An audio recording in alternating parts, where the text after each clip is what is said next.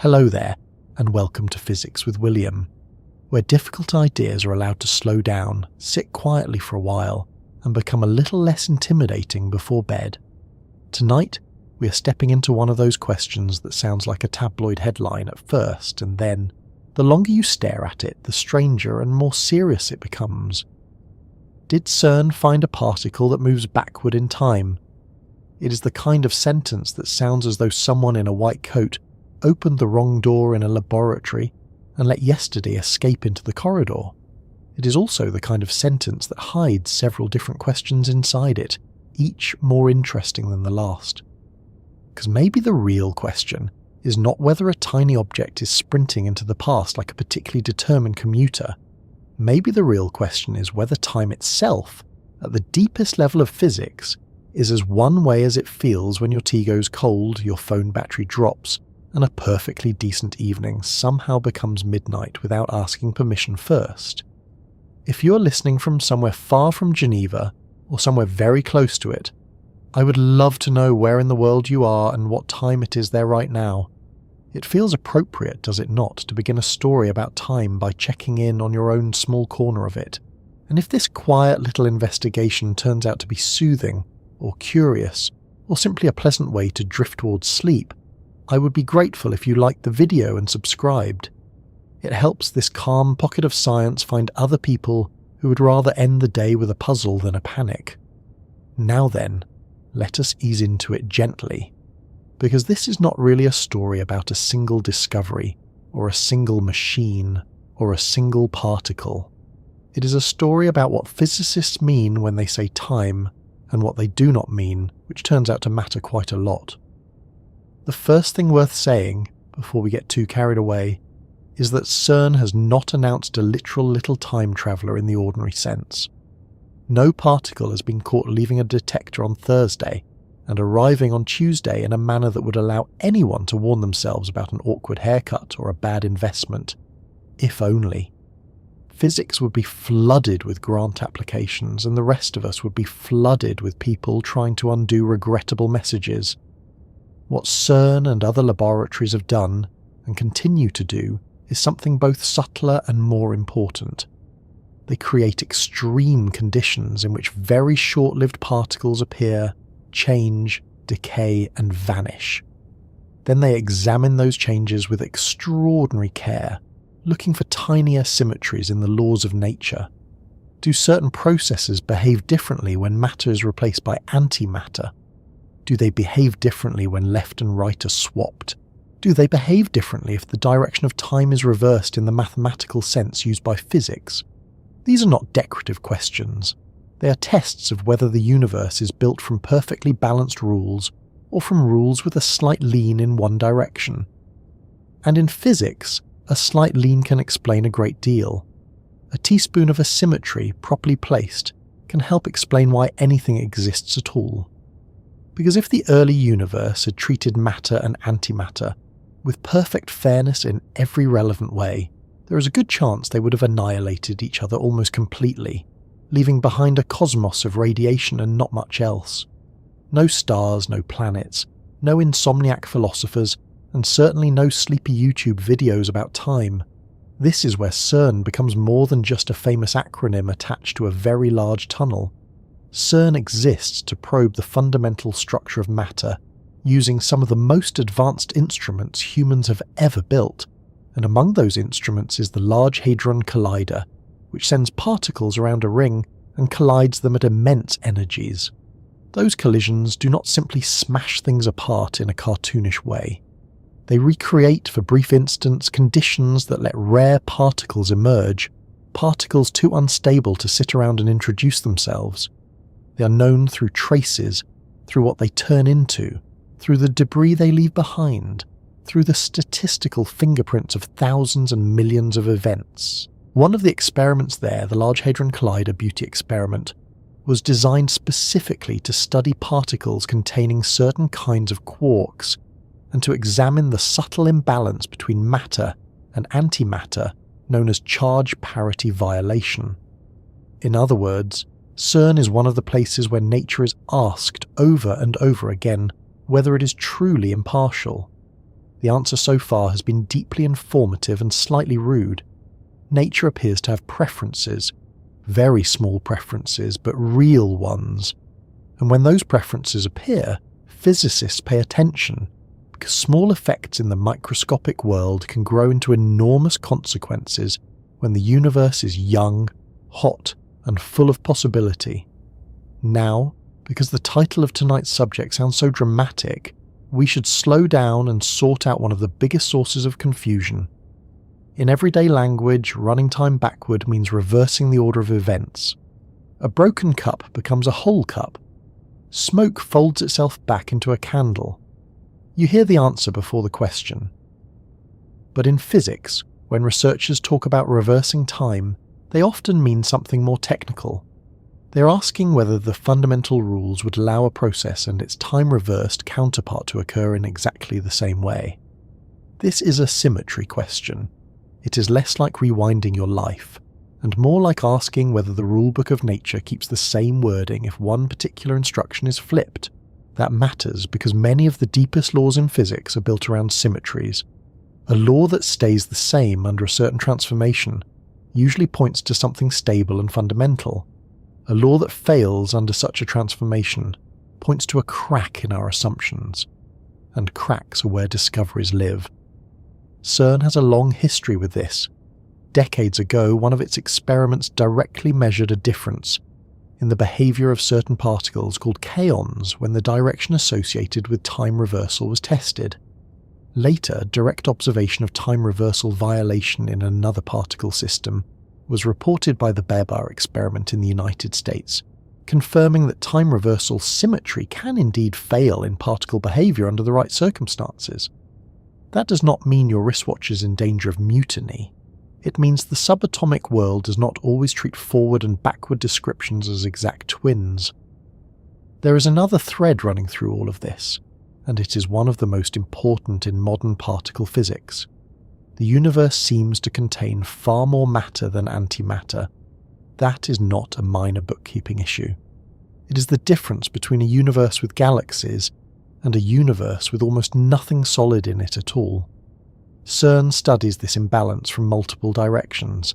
The Large Hadron Collider Beauty experiment has spent years measuring how certain particles and their antimatter partners decay, searching for differences so tiny that they have to be coaxed out of enormous data sets, with patience bordering on monastic discipline. In recent years, the collaboration has continued to report precision studies of matter-antimatter asymmetry, and has also announced the observation of different behavior between baryonic matter and antimatter, extending the evidence for this imbalance into a new class of particles. That is important because the more places a symmetry appears, the more carefully we can test whether the standard model of particle physics explains all of it, or whether some deeper layer is waiting just beyond present reach. And here is the quiet twist. The amount of asymmetry already known in the standard model is not enough to explain why the cosmos today is made overwhelmingly of matter. So every careful measurement at CERN is doing two jobs at once. It is checking whether the known theory survives another inspection, and it is also peering into the darkness just beyond that theory, looking for the extra ingredient the early universe may have used and never returned. That brings us to antimatter itself, which has an unfortunate habit of sounding fictional, right up until you remember that laboratories make it, trap it, and study it for a living. CERN has a whole antimatter program built around the antiproton decelerator and the extra-low energy antiproton facility. These machines slow antiprotons down so experiments can compare antimatter with matter at astonishing precision. The goal is not merely to admire the symmetry of the universe from a respectful distance. The goal is to test it so hard that, if it breaks, it has nowhere to hide.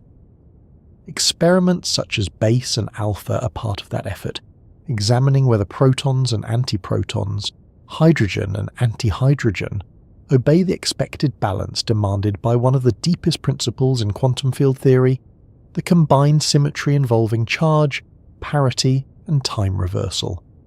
This combined symmetry is special because, although individual symmetries can fail, the combined one is expected to hold in ordinary local relativistic quantum field theory.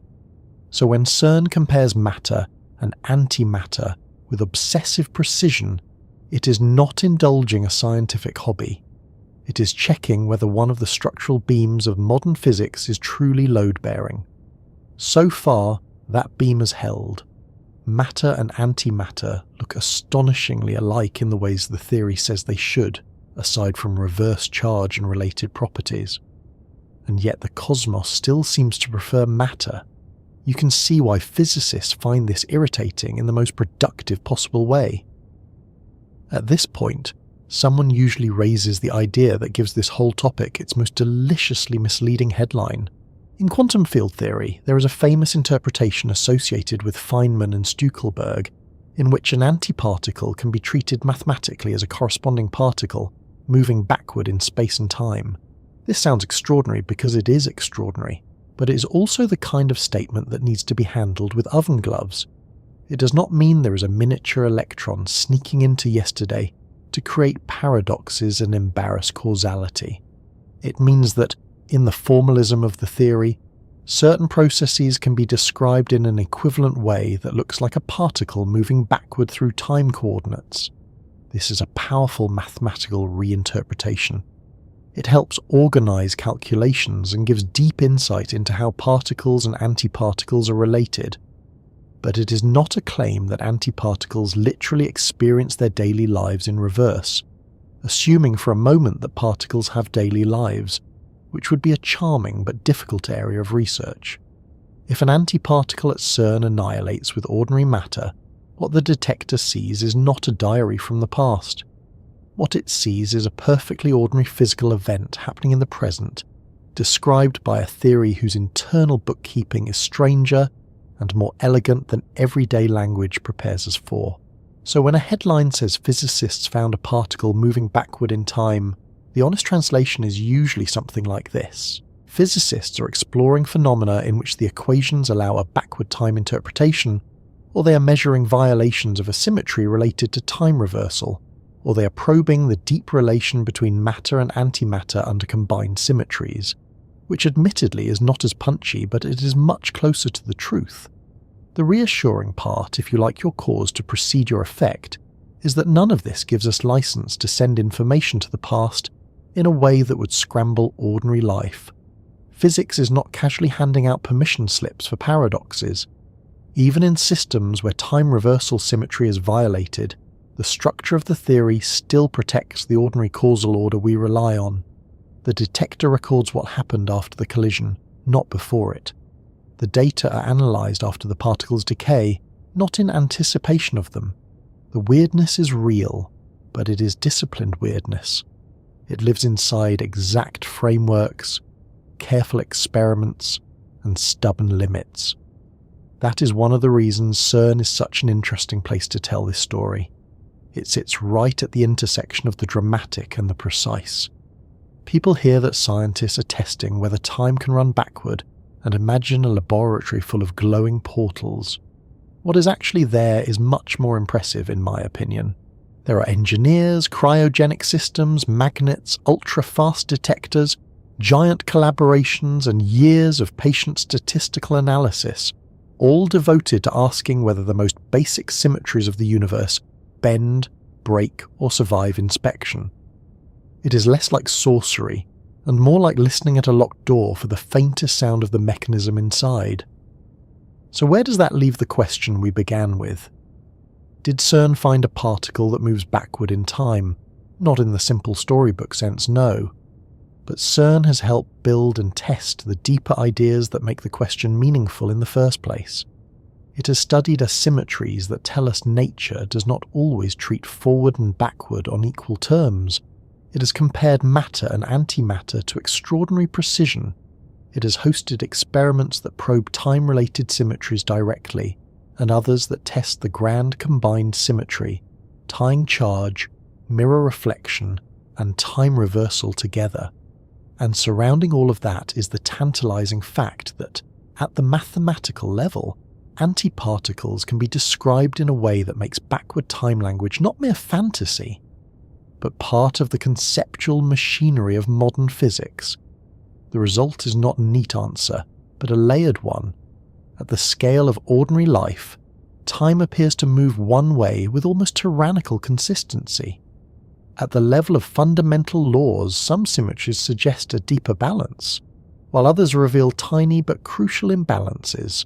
And in the formal language of the quantum world, the relationship between particles, antiparticles, and time can look far stranger than common sense would ever volunteer. Which means the real task ahead is not to chase a sensational headline, but to understand why time feels so one-directional to us in the first place, and why the microscopic world seems both to respect that feeling and to quietly undermine it at the same time. That is where this story becomes even more interesting, because before we can decide whether time is enforced by the universe or merely inferred by creatures like us, it helps to begin with the most familiar evidence of all, the steady, stubborn sense that tomorrow never arrives before today. Before we go anywhere near particle tracks, antimatter, or the strange language physicists sometimes use about things moving backward through time, it helps to pause on something much more familiar. Time does not merely appear to move forward in our lives. It behaves as though it has made up its mind. Milk goes sour, not fresh. Bread goes stale, not newly baked. A room gets messy in an afternoon with impressive efficiency, but never wakes up mysteriously tidied by dawn, unless someone has done the work in secret.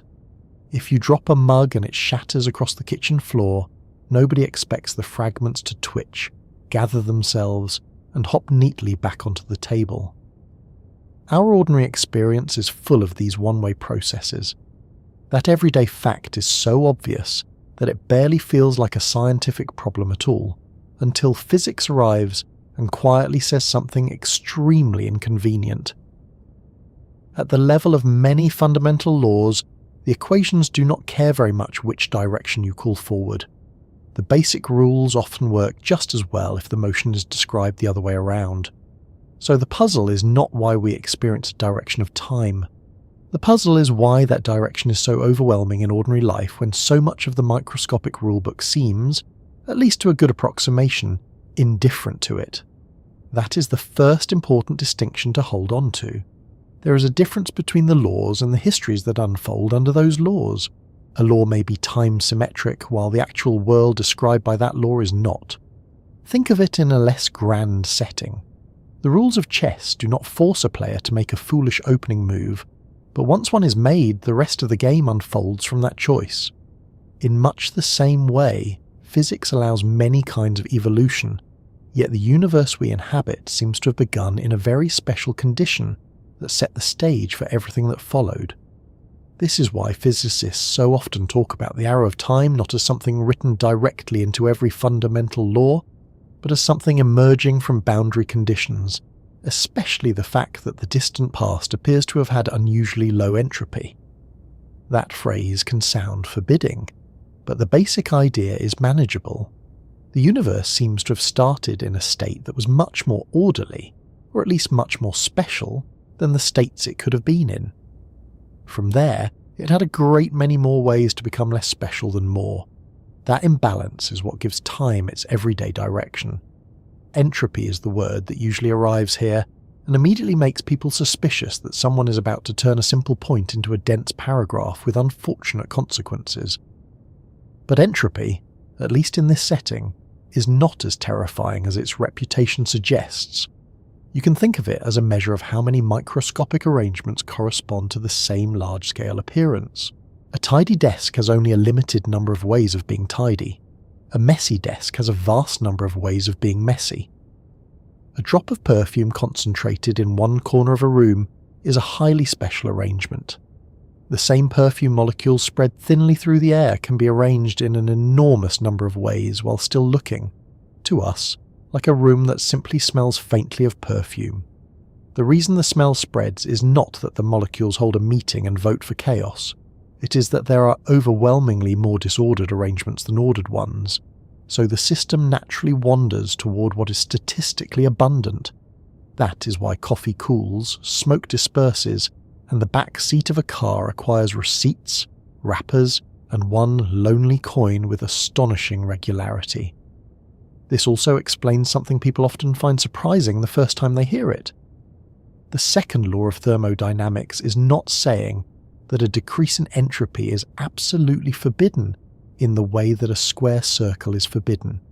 It is saying that for large ordinary systems, such decreases are so fantastically improbable that you should not expect to see them happen on useful timescales. In principle, the air molecules in your bedroom could drift into one corner, leaving the rest of the room thin and breathless. In practice, you should not reorganize your evening around waiting for it. The everyday arrow of time is statistical.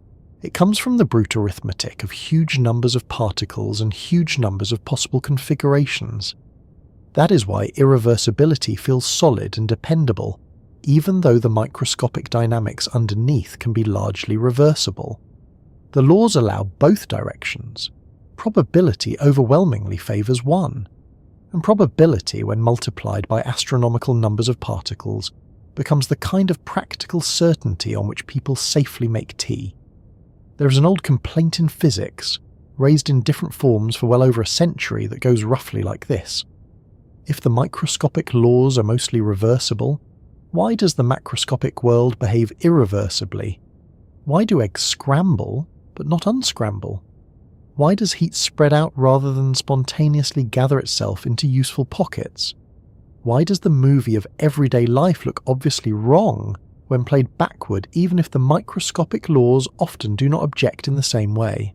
The usual answer is that reversibility at the microscopic level is compatible with irreversibility at the large scale, because the large scale does not track every molecule. It tracks coarse patterns. It cares about whether the egg is mixed, not where each protein molecule is sitting. Once you describe the world in these large blurry terms, the drift from rare ordered states to common disordered ones becomes what you almost always see. In other words, the arrow of time is not a magic current carrying the universe downstream. It is what the universe looks like when countless microscopic details are compressed into the manageable summaries that beings like us can actually notice. Still, that answer only pushes the mystery back one step, because it leaves a more uncomfortable question sitting in the corner with its arms folded. Why was the past so special in the first place? Why did the universe begin in a condition from which entropy could rise at all? If the world had started in equilibrium, with no large-scale gradient to exploit, no significant imbalance to unwind, then there would be no familiar thermodynamic arrow. No long one-way march from hot toward cold, from concentrated toward dispersed, from usable energy toward exhausted spread. Many modern discussions of the arrow of time therefore appeal to what is sometimes called the past hypothesis, the idea that the early universe occupied an extraordinarily low entropy state relative to what was possible. This is not a decorative add-on. It is doing the heavy lifting.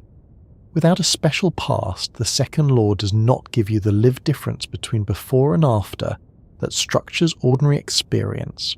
It gives you no reason for entropy to climb in one temporal direction rather than the other.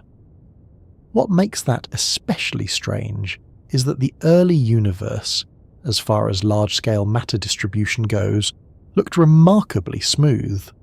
To common sense, smooth can feel like high entropy. It sounds relaxed, evenly spread, settled down, but gravity complicates that intuition. In a universe governed by gravity, a smooth matter distribution can actually represent a very special condition, because gravity has an enormous appetite for clumping. Given time, matter collects into stars, galaxies, and eventually more extreme objects.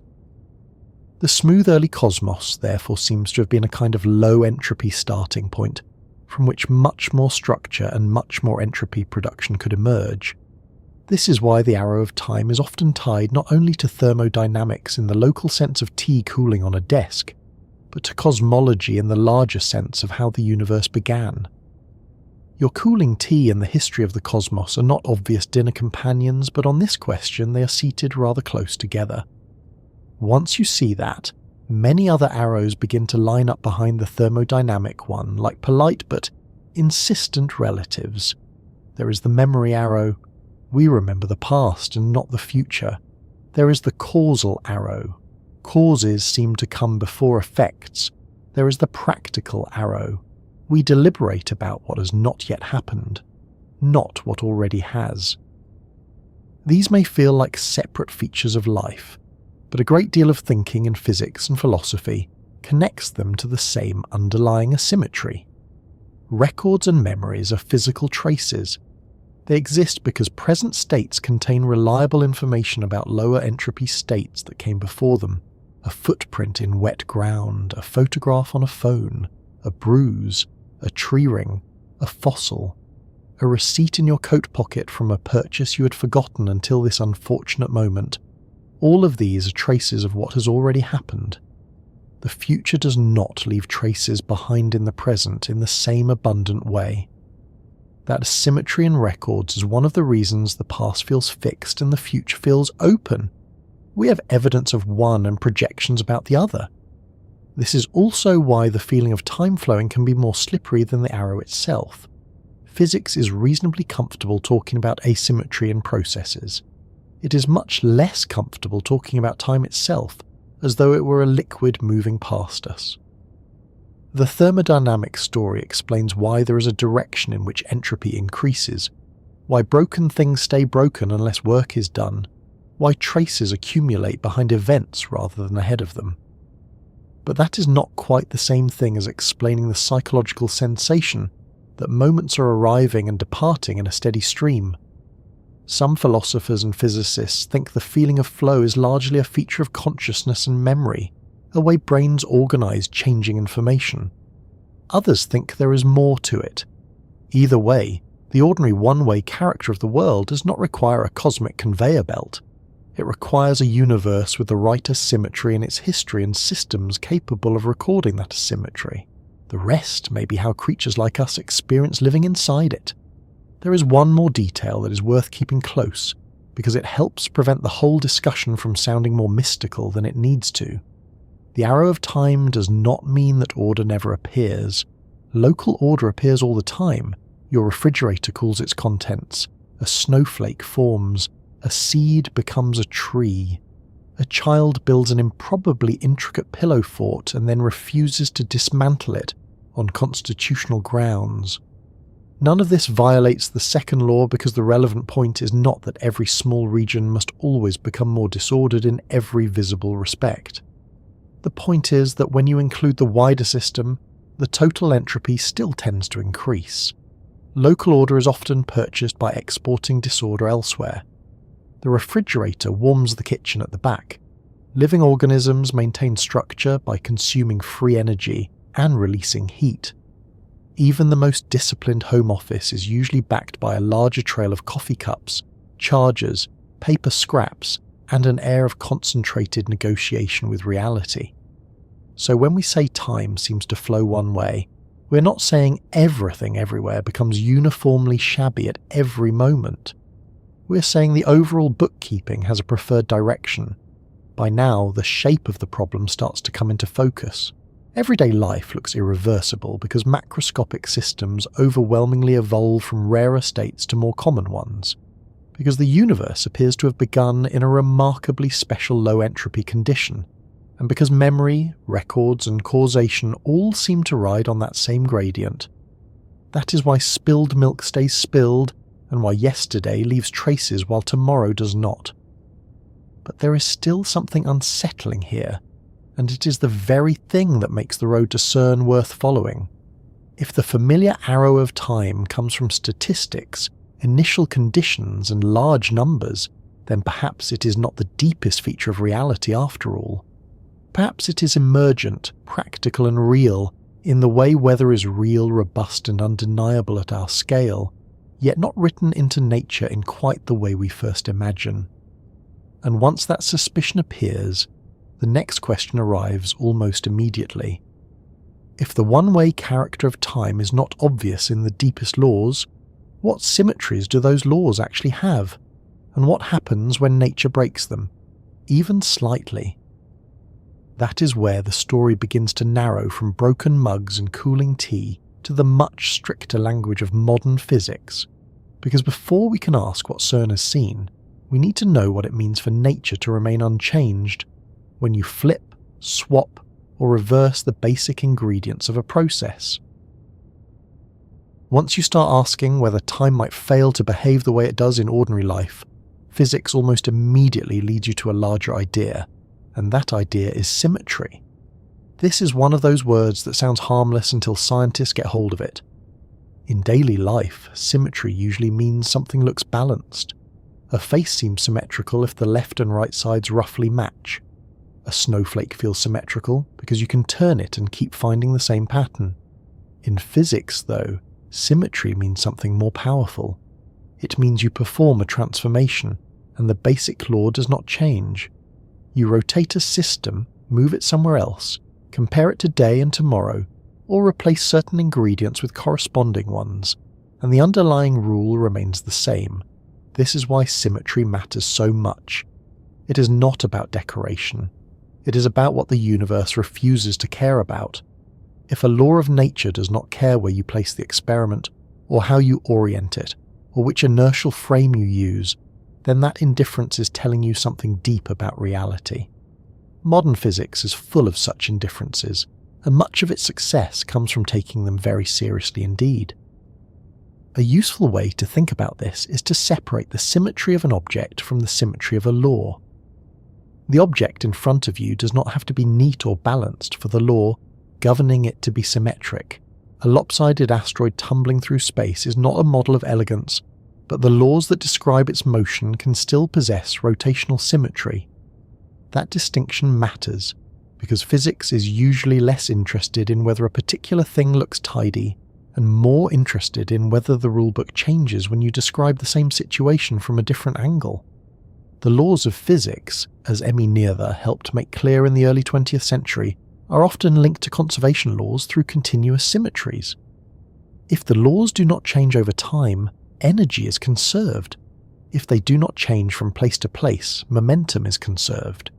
If they do not change when you rotate the system, angular momentum is conserved. This is not a pleasant coincidence.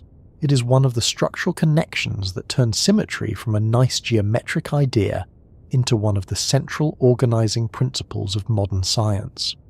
That link between symmetry and conservation is so fundamental that it can be easy to miss how strange it really is. The fact that energy is conserved is not merely a habit the universe has fallen into, like always putting the milk on the same shelf in the fridge. It is tied to the fact that the laws are the same today as yesterday. Momentum conservation reflects the fact that the laws are not secretly different in Amsterdam than they are in Geneva or in the quiet middle of the interstellar space. Angular momentum conservation reflects the fact that nature does not play favourites with direction. If you are standing still and twirling an object, or watching a planet orbit, or trying to understand why an ice skater spins faster with arms pulled in, you're already leaning on these symmetries whether you realise it or not. The deeper lesson is that conservation laws are not random instructions stapled onto physics after the fact. They emerge from a more abstract requirement that the laws remain unchanged under certain transformations. Once physicists understood that, symmetry stopped being a side topic and became a guide. It started telling them not only how known physics works, but how unknown physics might have to be built. Some of the most intuitive symmetries are continuous ones. You can shift a system in space by a little, or a lot. You can rotate it by a tiny angle or a full turn. You can move the starting time of an experiment. These are not all or nothing flips. They come in a smooth range of possibilities, and that smoothness is exactly what made them so fertile in theory. But there is another important family, and these are the discrete symmetries, the ones that come in more definite switches. One of them is mirror reflection, which asks whether the laws remain the same if left and right are exchanged. Another is the swap between particles and antiparticles. Another is time reversal, which asks what happens if the direction of time in the description is reversed. For a long time, physicists assumed that nature would respect many of these discrete symmetries as well. It was a reasonable hope. The universe had already shown a fondness for orderly principles, and mirror balance or matter-antimatter balance seemed like the sort of thing a sensible cosmos might preserve. As it turned out, the cosmos is sensible in some ways and mischievous in others. One of the great shocks of 20th century physics came when left-right symmetry failed in the weak interaction. Li and Yang proposed in the 1950s that mirror symmetry might not hold for certain particle processes, and measurements of beta decay soon confirmed that this was indeed the case. That was not a small technical correction. It was a revelation that nature can distinguish between left and right under the right conditions. It broke a deeply held expectation and forced physicists to become much less sentimental about symmetry. From then on, a symmetry was not something to assume simply because it felt aesthetically pleasing. It had to be tested. In a curious way, that made symmetry even more important. The most valuable symmetries are not the ones we admire from a distance. They are the ones we challenge directly. Because when a symmetry survives, it earns our trust, and when it fails, it points toward hidden structure. Later, the combined symmetry involving the matter-antimatter swap and mirror reflection was also found to fail in certain particle decays, first in kaons and later in other systems. That discovery is one of the reasons CERN remains so deeply invested in symmetry tests today. By this point, symmetry begins to sound like a list of rules the universe keeps breaking whenever it gets bored, but that would be unfair. Many symmetries remain extraordinarily robust, and some of the most important are not obvious on the surface at all. These are often called hidden symmetries or gauge symmetries. They are not the sort you notice by staring at a crystal or a flower. They are built into the mathematical description of fields and interactions. One way CERN has described this is through electric potential. In electromagnetism, the overall value assigned to the potential can be changed without altering the physical voltage difference that actually matters. That means there is a kind of freedom in the description, a transformation that changes the bookkeeping without changing the observable physics. From ideas like this, physicists learned how to construct the Standard Model, the framework that describes the electromagnetic weak and strong interactions. Gauge symmetries are part of the reason that framework hangs together at all. They are not decorative extras. They are structural demands that tell the theory how its parts are allowed to speak to one another. That hidden architecture is easy to underestimate because it does not look like symmetry in the ordinary visual sense. Nobody walks into a room, glances at a gauge theory, and says what a beautifully balanced object. It is a symmetry of description rather than a symmetry of appearance. Yet it helps explain some of the most reliable features of the subatomic world. The Standard Model includes the electromagnetic, weak and strong forces and their carrier particles, and it works astonishingly well over the domain where it is meant to operate. It tells us that photons carry the electromagnetic interaction, gluons carry the strong interaction, and the heavy weak carriers govern weak processes. More importantly, for our purposes, it encodes a network of symmetries that tell these interactions how to behave. That is why particle physicists often sound a bit like architects when they talk about theory. They are not merely cataloguing particles like birdwatchers with a slightly more complicated field guide. They are trying to understand the design principles that hold the building up. Symmetry, especially hidden symmetry, is one of those principles, and when experiments at CERN test matter against antimatter or search for tiny asymmetries and decays, they are testing the beams, not the wallpaper. But there is an additional twist, because not all symmetries that appear in the equations are visible in the state the universe actually occupies. This is where spontaneous symmetry breaking enters, and it is one of the most useful ideas in modern physics. CERN explains it with a wonderfully practical image. Imagine a pencil balanced perfectly upright on its tip at the centre of a table. In that ideal instant, the situation is symmetric. No direction is preferred. But the balance cannot last. The pencil falls, and once it does, one direction has been selected. The laws governing the setup did not single out that direction in advance. The actual physical state did. This is the key idea. The equations can retain a symmetry while the world settles into a configuration that hides it.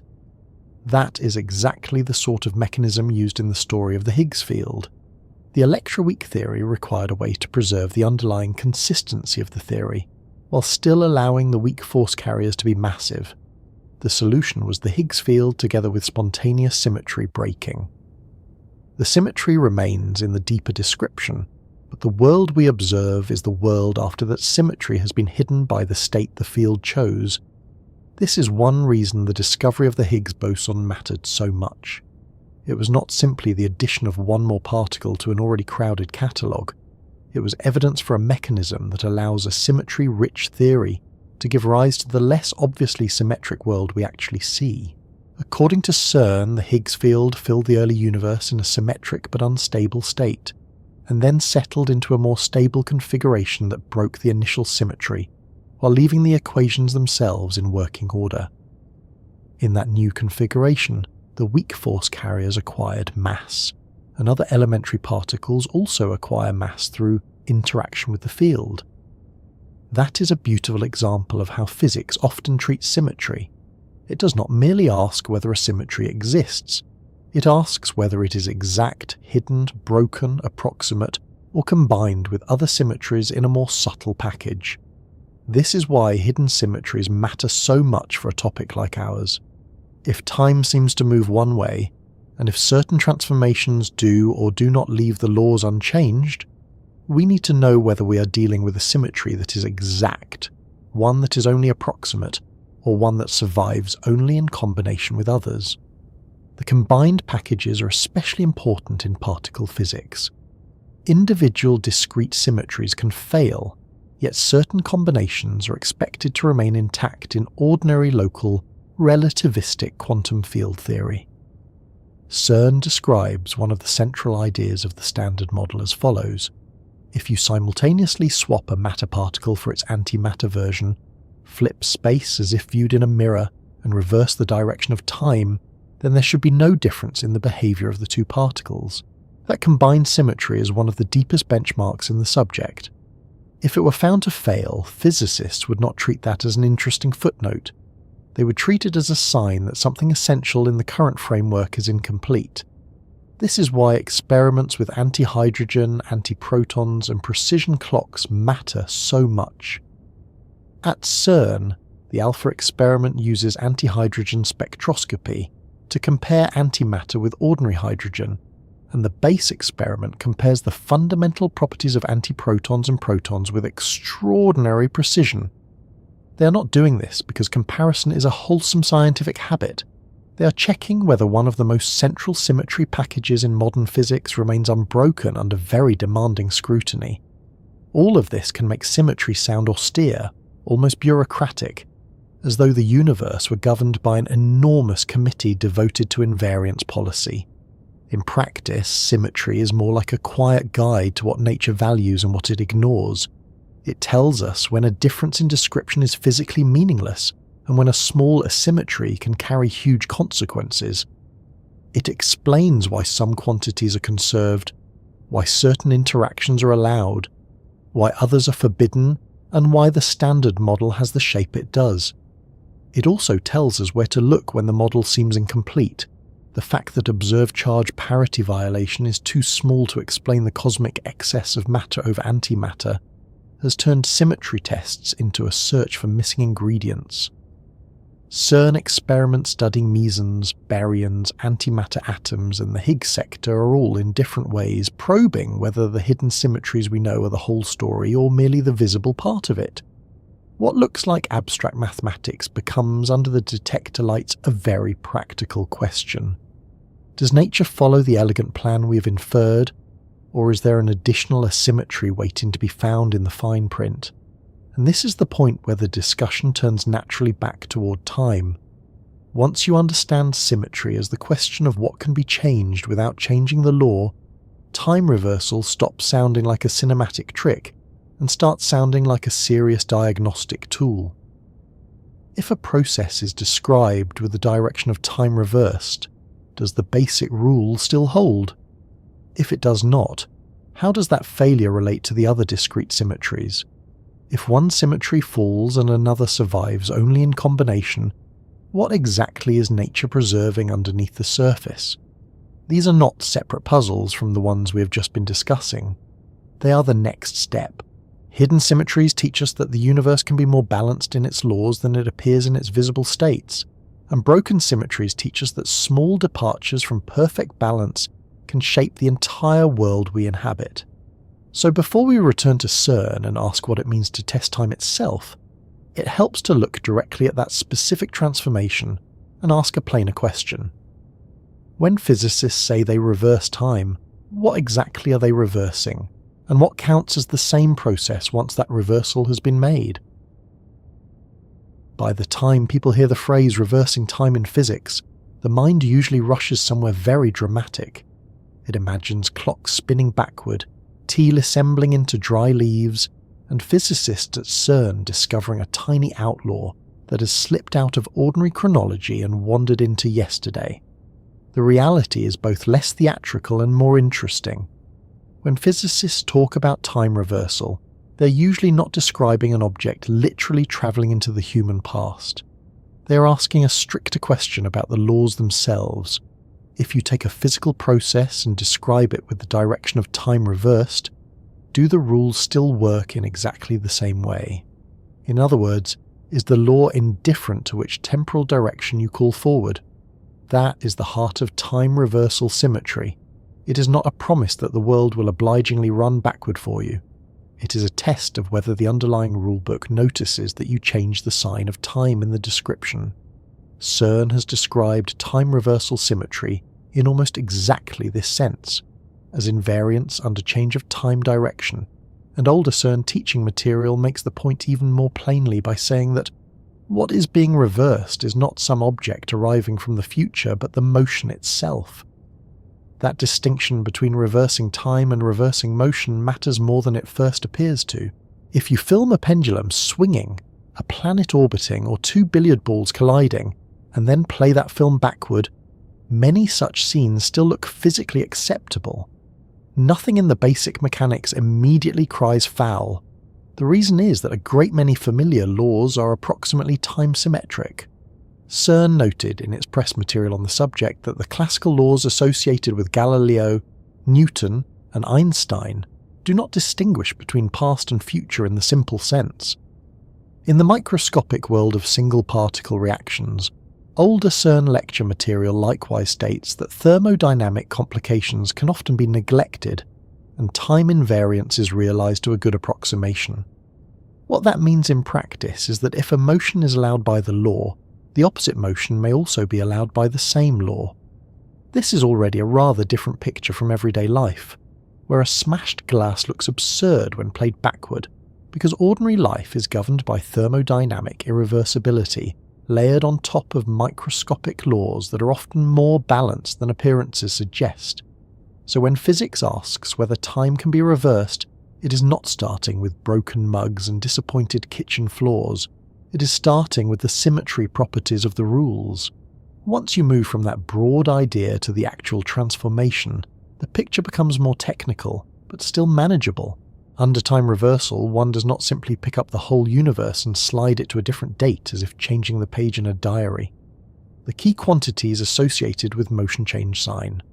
CERN teaching material explains this by noting that position is not reversed in the same way, but its time derivatives are, so velocity changes sign. Momentum, which depends on motion, likewise reverses direction, and spin behaves differently under time reversal as well.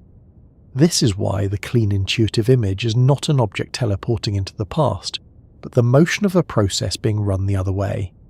A ball moving to the right becomes a ball moving to the left. A particle with one momentum becomes a particle with the opposite momentum. If a process is truly time reversal symmetric, then the reversed version is just as acceptable under the law as the original. If it is not, then the comparison between the forward process and its reversed counterpart can reveal an asymmetry built into the interaction itself. This is the crucial point. Time reversal in physics is not mostly about travel, it is about comparison. It asks whether the universe treats a process and its motion reversed image with perfect fairness. At this stage, a small but important confusion tends to appear, because people naturally connect time reversal with the arrow of time in everyday life. Yet these are not the same issue.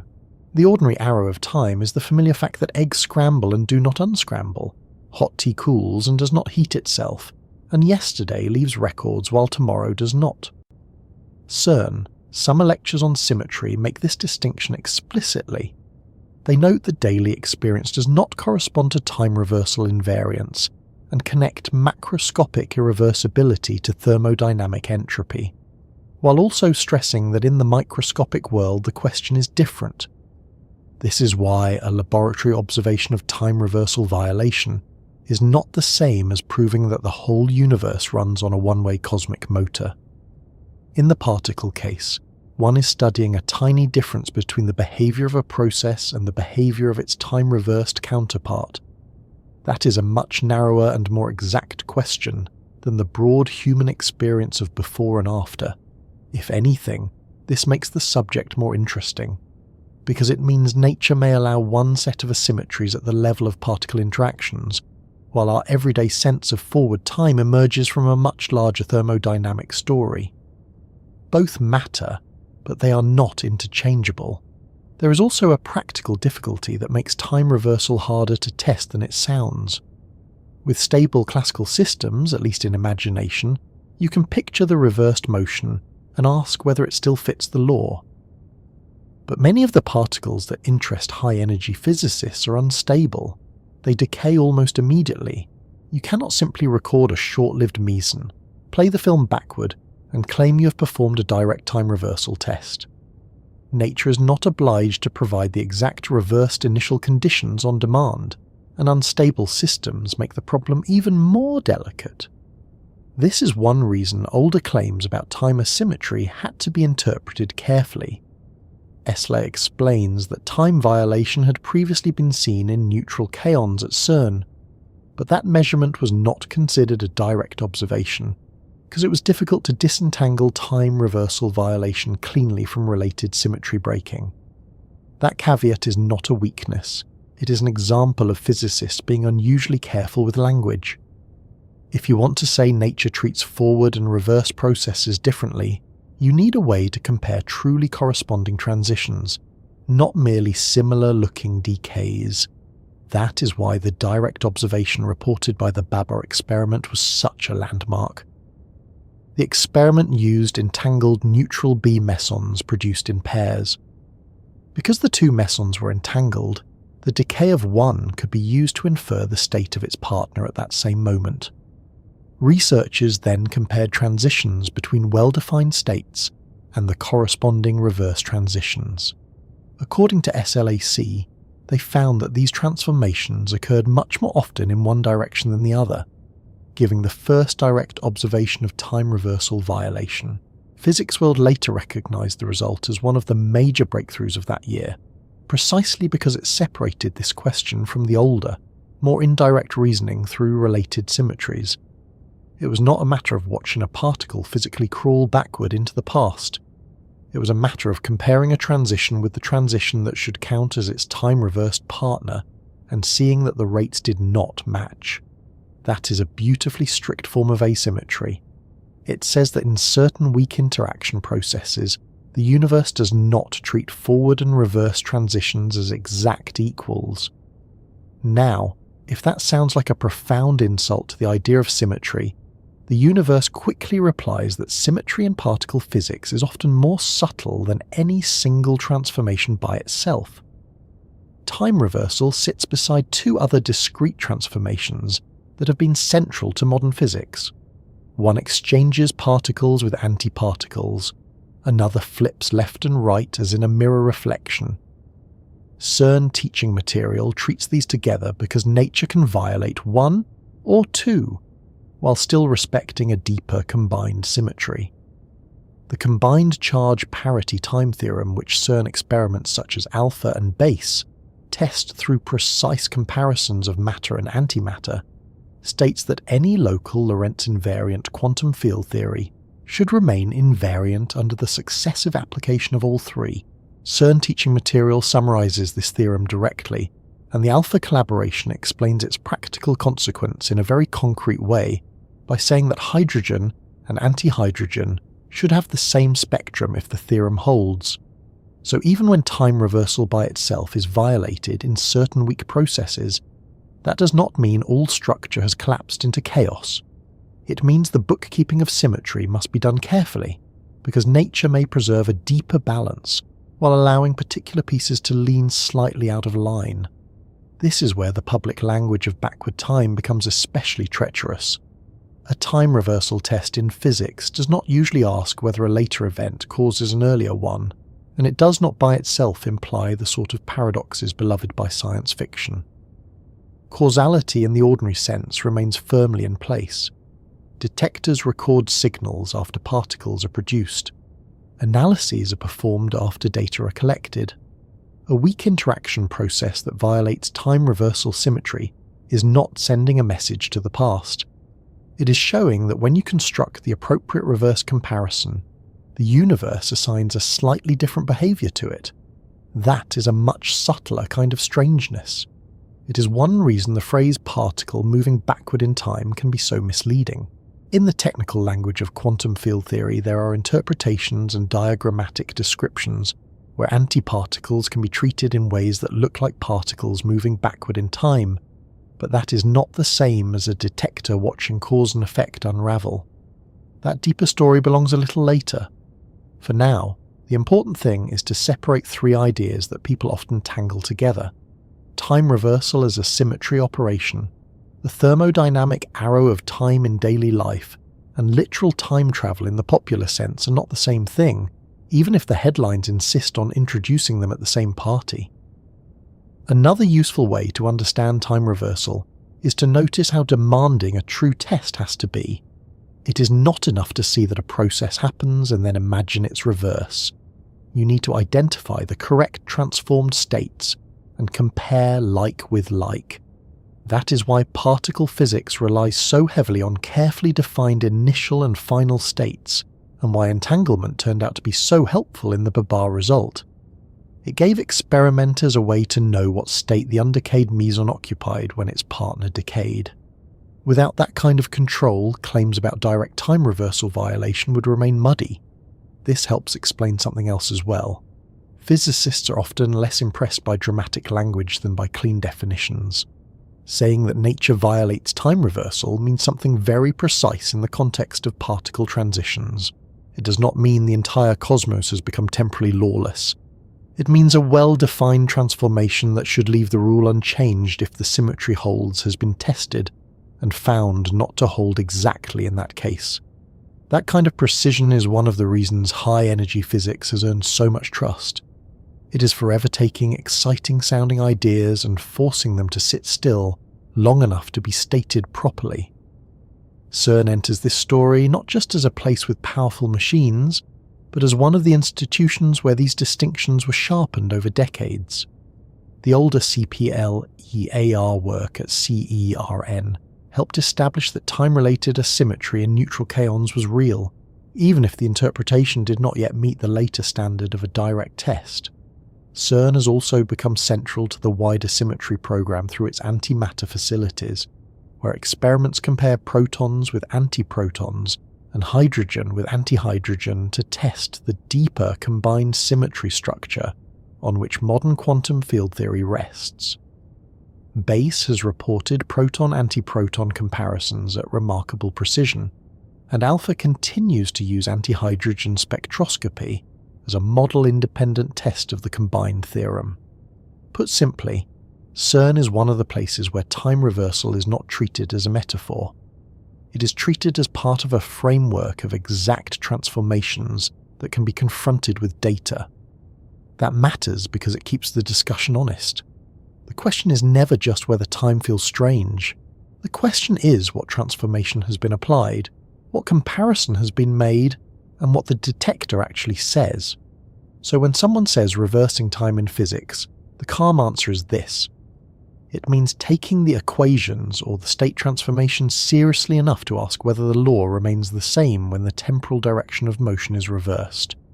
It usually means reversing momentum like quantities rather than relocating objects to earlier dates. It is a question about invariance, not nostalgia. It is related to, but not identical with, the arrow of time in ordinary life. It has been tested most cleanly in special particle systems where the appropriate reverse transitions can be defined and compared. And when the symmetry fails, as it can in weak interactions, the result does not dissolve causality or grant access to yesterday. It reveals that the microscopic world carries a slight asymmetry that must be fitted into the larger balance of charge, mirror reflection, and time reversal together.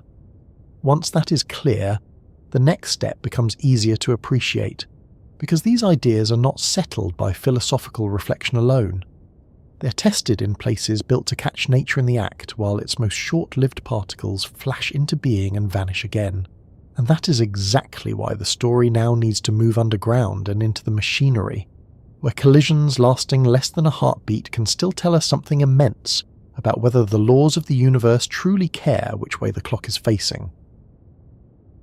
If the question is whether a particle can move backward in time, then sooner or later the story has to go underground. Not because that is where time hides, tucked behind a service tunnel and a stack of superconducting magnets, but because this is where the evidence is made. CERN is one of those places that people often imagine in extremes. From far away it can sound either like a machine for answering the oldest questions in nature, or like a very expensive way to produce tiny collisions that vanish almost instantly. In truth, it is both, and the second is how it manages the first. The Large Hadron Collider is a ring about 27 kilometers in circumference, packed with superconducting magnets and accelerating structures, where beams of protons or ions are pushed to near the speed of light and brought into collision at a small number of carefully chosen points. At those points sit the detectors, each one built not simply to watch a crash, but to reconstruct a hidden event from the traces it leaves behind. CERN describes the task with a surprisingly plain elegance. The particles are so tiny that making them collide is like firing two needles 10 kilometers apart and having them meet halfway. That is the level of control needed before the real work even begins. What makes CERN remarkable is not just that it can produce these collisions, but that it can do so in a way that turns moments too brief to perceive into evidence sturdy enough to argue about. A great many of the particles that matter most in this story do not linger. They appear, decay, and are gone before any detector could hope to photograph them in the ordinary sense. So the detectors do something cleverer. They gather clues. CERN's own description of detector physics is wonderfully direct on this point. Tracking devices reveal the paths of charged particles, calorimeters absorb and measure energy, and particle identification systems use multiple techniques to pin down what passed through. In a magnetic field, charged particles curve, and from the curvature physicists infer momentum. From energy deposits, timing, and decay patterns, they infer identity. Most of the tracks are not literally visible lines in the way old bubble chamber images trained us to imagine. They are tiny electrical signals reconstructed by software into paths, vertices, and events. It is less like taking a photograph and more like solving a crime scene at absurd speed, with the suspects already gone and only their footprints, bruises, and improbable receipts left behind. This is why a detector at CERN is not a camera, even if people keep trying to describe it as one. A camera waits for light. A detector interprets aftermath. That distinction matters because the subjects here are often particles that exist only as transitions. A short-lived particle may never travel far enough to announce itself directly. Instead, it decays into other particles, which decay again, and the detector records those descendants. Physicists then work backward, not in time, but in logic.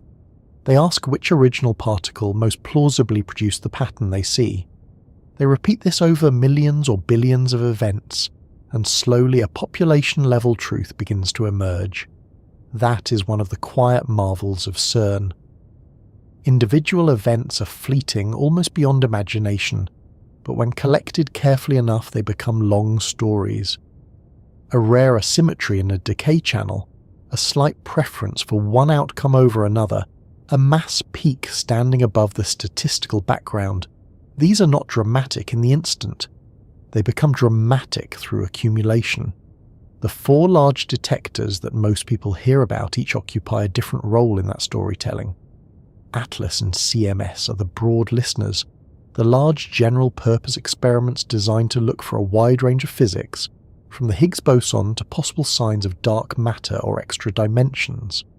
CERN emphasizes that having 2 independently designed general-purpose detectors is essential for cross-confirmation, which is a very scientific way of saying that if nature whispers something extraordinary, it is best not to trust a single pair of ears.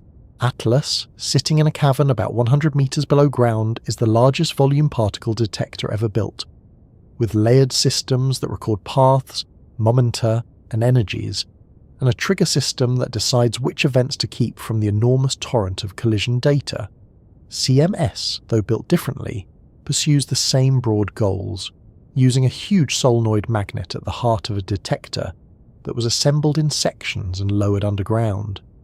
They are like 2 independent witnesses who watched the same crowded scene from different angles, and then compared notes very carefully afterward.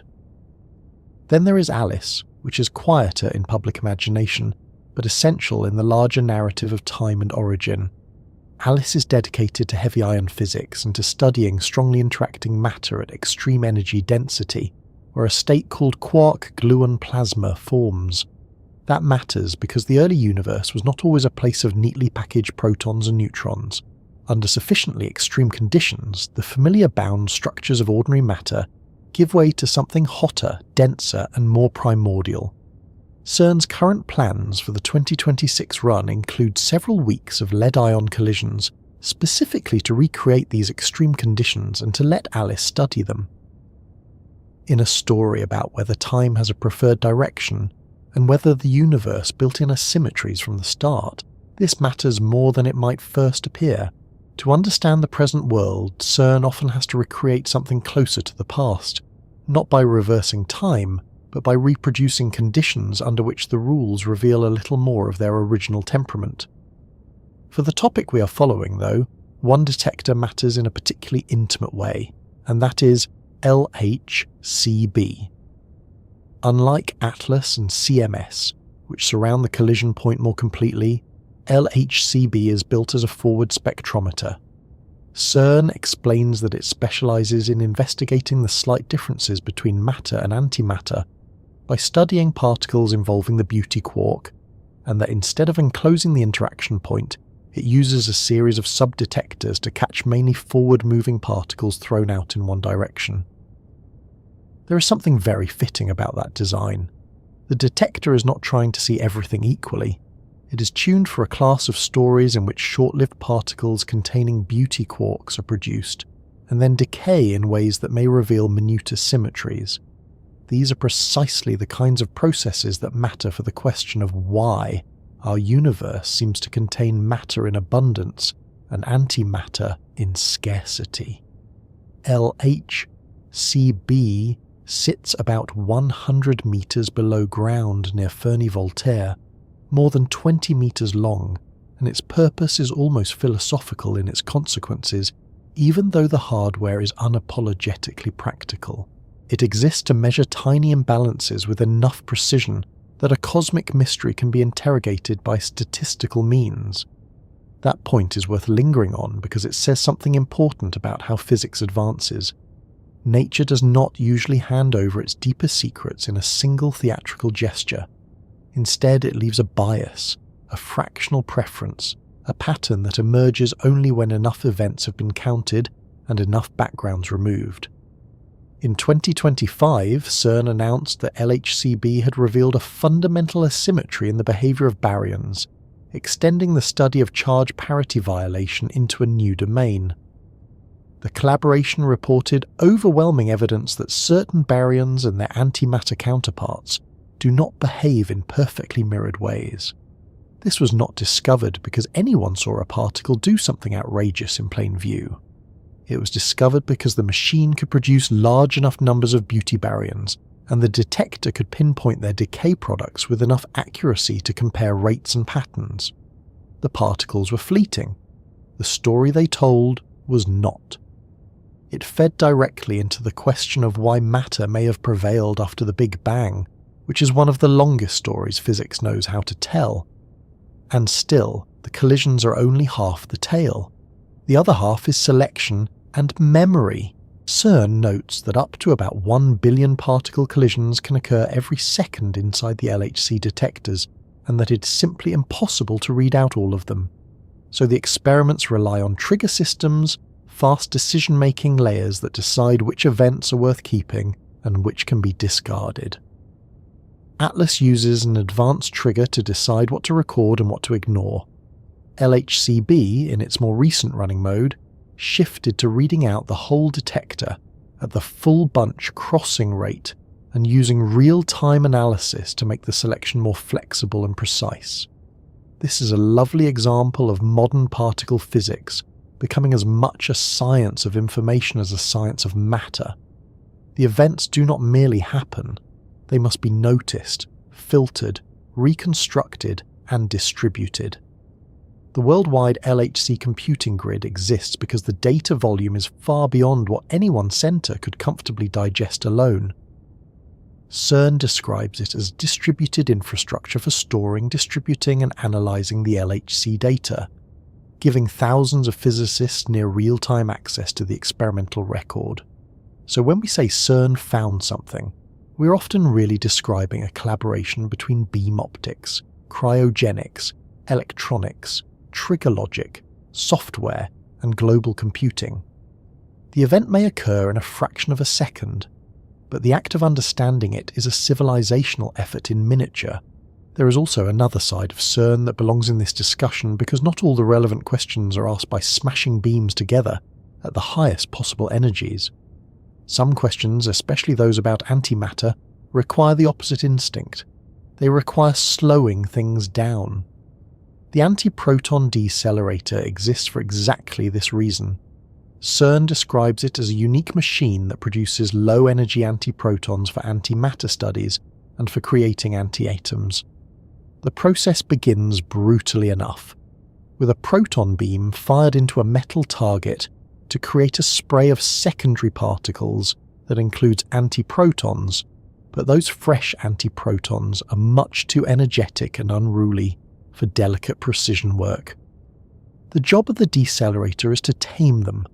With repeated cycles of deceleration and cooling, and with the help of the newer Alina ring, their energy is reduced dramatically, increasing the number that can be trapped by a factor of 10 to 100. This is a very different kind of experimental patience from the high-energy collisions of the Large Hadron Collider, but it serves the same broader aim. If you want to compare matter and antimatter with exquisite precision, you must first persuade antimatter to stop behaving like a fleeing guest and sit still long enough to be studied. That antimatter program is not a side attraction. It is one of the ways CERN tests some of the deepest symmetry principles in modern physics. As of March 2026, CERN described its antimatter factory as the only place in the world where antiprotons can be produced, stored, and studied, with the antiproton decelerator and Alina delivering low-energy antiprotons to experiments such as Alpha, Aegis, G-bar, Asakusa, BASE, and others. These experiments probe questions that sound almost absurdly large given the scale of their subjects. Does antimatter fall in a gravitational field the way matter does? Are the spectral lines of antihydrogen exactly those of hydrogen, as the deepest theory expects? Can antiprotons be transported to quieter precision laboratories for even finer measurements? It is a lovely contrast. In one part of CERN, beams race at near light speed so that unstable particles can be born in profusion. In another, antimatter is slowed, trapped, and held so gently that minute differences might reveal themselves. One side is a storm, the other is a whisper. Both are asking whether the laws of nature keep the same promises under the transformations physicists care about most. All of this means that when people picture CERN as a place of spectacular collisions, they are only seeing the opening move. The real power of the laboratory lies in what happens afterward. A collision becomes an event becomes a reconstructed decay chain. Thousands of such chains become a distribution becomes a comparison between matter and antimatter. or between a process and its symmetry transformed cousin, or between observation and theory. The machinery is vast because the effects are tiny. The apparatus is complicated because the questions are subtle. And the fleetingness of the particles is not an obstacle so much as the reason the instruments must be so exact. The universe at its deepest level is not generous with long-lived, obvious examples. It speaks in rare decays, bent tracks, asymmetries measured after years of data-taking, and backgrounds that must be subtracted with more care than most people apply to balancing a budget or seasoning a soup. CERN is where those whispers are collected until they become statistically loud enough to trust, and once you have seen the place in that light, the next step in the story becomes unavoidable. Inside these caverns and traps, the central comparison keeps returning. Matter and antimatter, particle and antiparticle, decay and mirrored decay. If time reversal and the deeper symmetries of nature are ever going to tell us why the universe looks so uneven, they're most likely to do it through that comparison. Because the question is no longer just what CERN is, or how its detectors work, or how a brief event becomes a durable piece of evidence. The question now is why. In a universe whose laws often sound balanced on paper, the visible world seems to have chosen one side of the mirror and stayed there. At first glance, antimatter sounds like one of those scientific ideas that should have stayed in a notebook until it had learned some manners. It sounds too neat, too symmetrical, too perfectly dramatic. For every particle of ordinary matter, there is an antiparticle with the same mass and opposite electric charge, and when matter meets antimatter, the pair can annihilate into energy. In the equations, this looks almost suspiciously elegant, as though nature briefly considered fairness before wandering off in another direction. And fairness is exactly what makes the problem so unsettling. If the universe began in conditions hot and energetic enough to produce particles freely, then matter and antimatter should have emerged in almost equal abundance.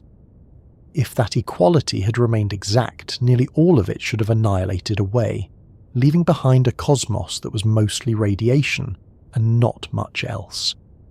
Yet that is not the cosmos we inhabit. The stars, the dust, the furniture, the inconvenient pile of laundry, and the person listening to this now are all built from matter. The universe is not empty, but the antimatter that symmetry seems to promise is largely missing. CERN's overview of antimatter states the puzzle very plainly. The universe appears to contain almost no antimatter, and the best current explanation is that after the Big Bang, some unknown mechanism created a tiny excess of matter, roughly one extra matter particle for every billion antimatter particles. When the rest annihilated, that excess remained. That tiny excess is one of the great examples of how little it can take to change everything. A difference so small that it sounds almost laughable on human scales turns out to be cosmologically decisive. If matter outnumbered antimatter by only about one particle in a billion, that sounds less like a triumph and more like a rounding error. But after the overwhelming majority destroyed each other, the leftover residue became galaxies, stars, planets, and eventually biochemistry. This is one of the reasons the matter-antimatter problem sits at such an interesting crossroads. It is not only a question about particles, it is also a question about origins. It asks why the visible universe has the composition it does, why the night sky is not a graveyard of mutual annihilation, and why the mirror image suggested by the deepest theories is so absent from the world around us. NASA descriptions of the matter-antimatter asymmetry frame it as one of the fundamental questions in cosmology, and CERN's own antimatter material ties the problem directly to the search for a mechanism that tipped the early balance. It helps here to resist one common misunderstanding. The mystery is not that antimatter is imaginary or merely hypothetical. It is very real. Physicists produce it in laboratories, trap it, compare it with ordinary matter, and use it in precision tests of fundamental symmetry. CERN's antimatter program is built around exactly this, with low-energy antiprotons supplied to experiments that create antihydrogen and study antimatter in increasingly refined ways. The antimatter is not missing from physics. It is missing from the large-scale universe in the quantities a simple symmetry argument might first lead you to expect. That distinction matters because it sharpens the problem instead of softening it. If antimatter did not exist at all, one could imagine the universe simply chose matter and never bothered to construct a partner. But the partner exists. It can be made. It behaves in ways that match the theory with astonishing fidelity. And yet the cosmos seems to have chosen one side of the mirror.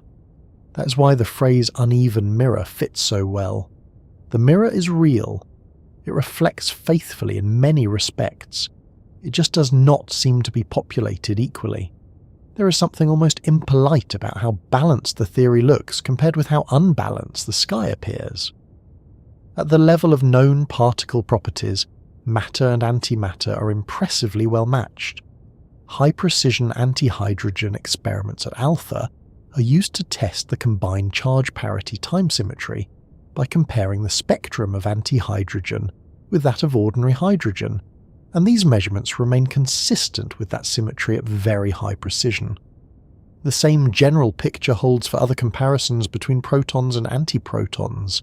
In other words, when physicists ask whether the antimatter version of a familiar particle has the same mass and matching internal properties, apart from the expected reverse charges and related quantum numbers, the answer is yes to an extent that is almost irritatingly precise. That is important because it means the solution to the cosmic imbalance is not likely to be something crude, like antimatter secretly having wildly different atomic structure that would have made it vanish from consideration long ago. The mirror is too good for that. The asymmetry has to hide somewhere subtler, in the dynamics of the early universe, or in interactions that are balanced enough for laboratory precision tests to pass while still being biased enough to matter cosmologically. This is where the problem becomes less like a missing object and more like a missing process. Physicists do not mainly ask where all the antimatter went, as though it were misplaced behind a cosmic sofa. They ask what happened in the early universe that allowed matter to survive slightly better than antimatter.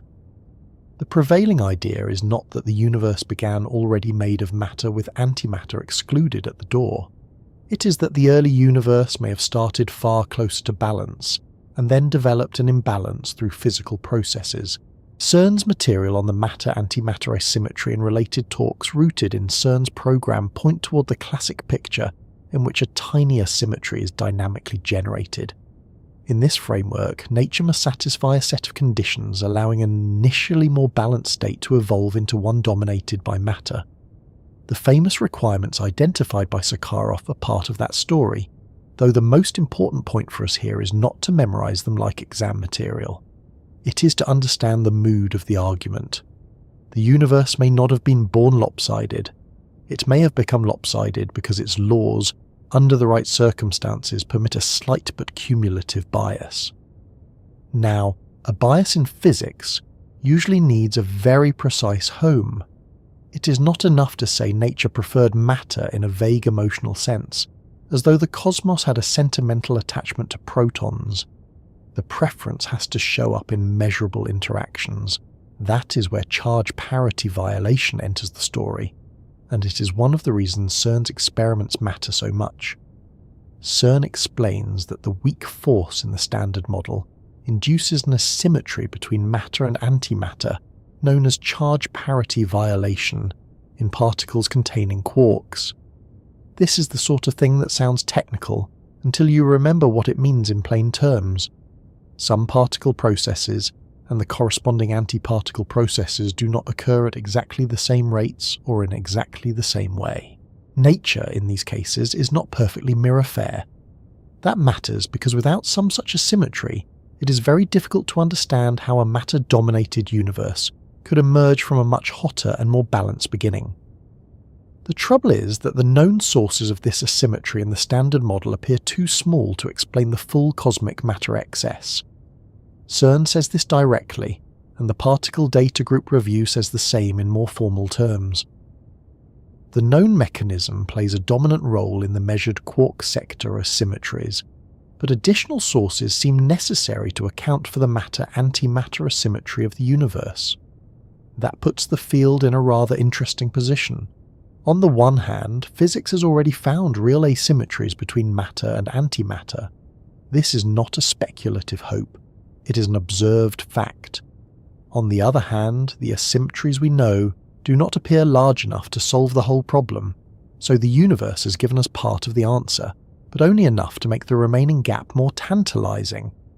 It is a bit like being told that a locked door definitely has a key, only to discover the key in your pocket opens the wrong cupboard. Useful, certainly, but not the end of the matter. This is why experiments such as LHCb are so significant. They are not simply confirming that charge parity violation exists. That part of the story is already established. They are exploring new systems and new decay channels to see whether the pattern of asymmetry contains surprises, deviations, or additional ingredients that might point beyond the standard model. CERN's 2024 discussion of the search for new asymmetry emphasizes precisely this, and the later LHCb announcement of baryonic matter-antimatter differences widened the terrain by showing such asymmetry in a new class of particles. The shift from mesons to baryons is worth pausing over because baryons are not some obscure fringe of reality. Ordinary visible matter is made largely of baryons, particles such as protons and neutrons built from 3 quarks. So when LHCb reported evidence and then observation of charge parity violation in beauty baryons, it was not merely adding one more item to a collector's shelf, it was extending the map of known asymmetry into a region more directly tied to the composition of the visible world. CERN's 2025 outreach on the result explicitly described charge parity violation as one of the key ingredients needed to explain why today's universe is composed of matter with essentially no residual antimatter. This does not mean the baryon result solves the cosmic puzzle by itself. It does mean the universe has now revealed its slight preference in another important family of particles, which makes the mirror feel uneven in a more general and persuasive way. We are not looking at one odd stain on the glass. We are beginning to notice a pattern in the reflection. Even so, there is a lovely frustration built into all of this. The more precisely we compare matter and antimatter in some contexts, the more perfectly they seem to match. The more carefully we study certain weak decays, the more clearly asymmetries appear. So the story is not that the laws treat matter and antimatter as wholly different species, nor is the story that they treat them as perfectly interchangeable in all respects. The truth is more delicate. In many static or spectroscopic properties, the mirror is astonishingly faithful. In certain interactions, especially those involving the weak force, the mirror has a small but undeniable tilt. This is one reason the matter-antimatter problem has survived for so long. It is not a loud contradiction. It is a quiet mismatch between two kinds of evidence. Precision symmetry tests tell us the overall framework is deeply balanced. Cosmology tells us the outcome is visibly unbalanced. Particle decay studies tell us small asymmetries are real. The remaining task is to determine whether those known asymmetries, perhaps amplified in the right early universe conditions, are enough, or whether some deeper source remains hidden. CERN's antimatter factory makes this contrast almost physical. On one side, antiprotons are produced, slowed, trapped, and used to build anti-atoms so that matter and antimatter can be compared with exquisite precision. On the other side, high-energy collider experiments create unstable particles in huge numbers and search for slight behavioral differences in how matter and antimatter decay. One program asks whether the mirror itself is warped in its most fundamental geometry. The other asks whether the mirror, while geometrically sound, reflects motion and transformation with a tiny preference. Both approaches are essential. If antimatter had wildly different basic properties, the story would be simple but wrong. If matter and antimatter behaved identically in every process, the story would be elegant but cosmologically disastrous. What the data suggest instead is a world in which the symmetry is deep, powerful, and almost exact, yet not exact enough to leave the early universe perfectly balanced. That is a much more interesting world, though admittedly a less tidy one. So when we speak of the universe's uneven mirror, we're really talking about two levels of reality held in uneasy partnership. At the level of particle identity, matter and antimatter are paired with almost unnerving precision. At the level of cosmic history and certain weak interactions, the balance is ever so slightly broken. That slight breaking may be enough, under the extraordinary conditions of the early universe, to explain why anything solid survived at all. Or it may be only part of the answer, a clue pointing toward additional physics still waiting to be found. Either way, the imbalance is real, and it is not a footnote. It is one of the reasons the universe contains stars instead of silence. And the next step in the story follows almost automatically, because once you know that the mirror is not perfectly even, the natural question is not merely whether that asymmetry exists, but where exactly it shows itself, how it is measured, and why physicists care so much about the particular kind known as charge parity violation. That is where the idea stops being a broad cosmic riddle and becomes a set of exquisitely specific fingerprints left behind in the decays of particles no one ever sees directly, but whose brief lives keep changing the way we understand the universe. What makes charge parity violation so captivating is that it begins with a promise of balance and then quietly breaks it. By itself, charge conjugation is the instruction that turns a particle into its antiparticle. Parity is the instruction that flips the spatial picture as though nature were being examined in a mirror. If both operations were perfect symmetries of the weak interaction when combined, then matter and antimatter would behave as exact reflected partners in the relevant processes, but they do not. CERN's own descriptions put it plainly. Charge parity is the symmetry obtained by swapping particles with antiparticles and then reversing the spatial coordinates. And when a process violates that symmetry, matter and antimatter behave differently. That difference is not an aesthetic imperfection in the equations. It is one of the few experimentally established ways nature reveals a slight preference rather than perfect neutrality. For a long time, many physicists hoped that even if individual symmetries failed, the combined charge parity symmetry might survive. There was a certain appeal to that hope. Left and right had already been shown not to be sacred in weak interactions, which was disturbing enough. But perhaps, once particles were replaced by antiparticles and the mirror was applied at the same time, the deeper balance would return. Then came the result that changed the mood of the field. In 1964, the long-lived neutral kaon was seen occasionally decaying into two pions, a decay mode that should have been forbidden if charge parity symmetry were exact. CERN's historical account of the subject describes this as the first observation of charge parity violation, and the Nobel material from James Cronin's lecture recalls the same discovery as evidence that the long-lived neutral kaon could decay in a way forbidden by exact charge parity symmetry. What had looked like a protected balance turned out not to be protected after all. It is difficult to overstate how unsettling that was. Charge parity violation was not just another new particle or another correction to a cross-section. It meant that one of the deepest candidate symmetries in nature had a crack in it. And this was not a huge theatrical crack, it was a tiny one, which somehow made it even more consequential. Nature was not screaming that matter and antimatter were wildly different. Nature was whispering that under special circumstances they were only slightly different, and that slight difference might be enough to matter enormously. That is a recurring theme in this subject. The microscopic world does not usually announce its revolutions with thunder. It leaves tiny asymmetries, and then the rest of physics has to decide whether those asymmetries are local curiosities or clues to something universal. The matter-dominated universe suggests they are very unlikely to be mere curiosities. Once the first shock settled, the obvious question was whether this strange effect was a peculiar feature of kaons or a more general property of the weak interaction. That was not merely a cataloguing exercise. If charge parity violation appeared only in one odd corner of particle physics, then perhaps it could be treated as a specialized anomaly. But if it emerged in multiple systems, then it had to be understood as part of the architecture of the standard model, or perhaps part of whatever lies beyond it.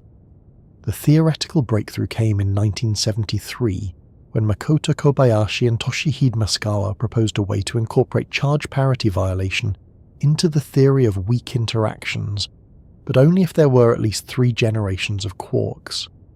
Kobayashi later recalled in his Nobel lecture that when he and Masukawa proposed the 6-quark model to explain the phenomenon, only 3 quarks were widely accepted, and hardly anyone expected the full 6-quark picture. It was an audacious move, and later discoveries vindicated it. That theoretical step is one of the reasons charge parity violation feels so central rather than ornamental. It is not simply an effect the standard model tolerates with mild embarrassment. According to the Particle Data Group review, all measurements of charge parity violation to date are consistent with the predictions of the Kobayashi-Masukawa mechanism, and that mechanism now plays a dominant role in the charge parity violation measured in the quark sector. In other words, the modern theory did not just survive the discovery, it absorbed it and turned it into a design feature. The weak interaction contains a complex phase in the quark mixing structure, and that phase is what allows matter and antimatter to behave differently in certain processes. The same review states that once the irrelevant phases are removed, one physical phase remains in the quark mixing matrix, and that this Kobayashi-Masukawa phase is responsible for all charge parity violation in the standard model. It is a tiny slant built into the framework itself. Still, even a successful theory can leave one feeling mildly cheated. There is a difference between explaining that charge parity violation exists and explaining why it exists at the level required to account for the world we see. The Particle Data Group is very direct here. It says that while the Kobayashi-Masukawa mechanism successfully accounts for the measured charge parity violation in the quark sector, it fails by several orders of magnitude to accommodate the observed matter-antimatter asymmetry of the universe. CERN's own 2024 discussion of the matter-antimatter imbalance says much the same thing in simpler language. The weak force induces known sources of charge parity violation in quark-containing particles, but those known sources are insufficient to explain why the universe contains so much matter and so little antimatter. This is where the topic becomes especially rich. Charge parity violation is both a success story and an unfinished story. It is real, measured, and theoretically housed, yet apparently too small to explain the cosmic outcome on its own. To understand how physicists talk about the phenomenon, it helps to notice that charge parity violation does not come in only one flavor. The Particle Data Group notes that there are 3 types of charge parity violation in neutral meson systems. There is the kind tied to mixing, where a neutral meson and its antimatter partner oscillate, and the symmetry is not exact in that oscillation. There is direct violation in the decay itself, where the decay amplitudes for a particle and its antiparticle differ, and there is the kind that appears in the interference between mixing and decay, where the route through oscillation and the route without it do not combine in a perfectly symmetric way. This classification matters because it shows how deeply the asymmetry can be woven into dynamics. The mirror can crack while the particle is changing identity, while it is decaying, or in the way those two possibilities overlap. Nature apparently is not obliged to place all its mischief in one location. The kaon story itself already hinted at this layered structure. The first discovery in 1964 showed what is often described as indirect charge parity violation, connected with the mixing between the neutral kaon and its antiparticle partner. But for a long time, the existence of direct charge parity violation remained an open and difficult question. CERN's 2001 press release on the final NA48 result described that moment as a definite answer to one of nature's most subtle secrets. The experiment measured direct charge parity violation in neutral kaon decays with enough precision to show beyond doubt that it exists. CERN described the tiny difference in the decay rates of neutral kaons and their antiparticles as determined with precision at the level of 1 part in a million. That is a lovely example of how the field works. The asymmetry was so small that it took years of detector development, data collection, and analysis to pin it down. But once pinned down, it changed the status of the idea permanently.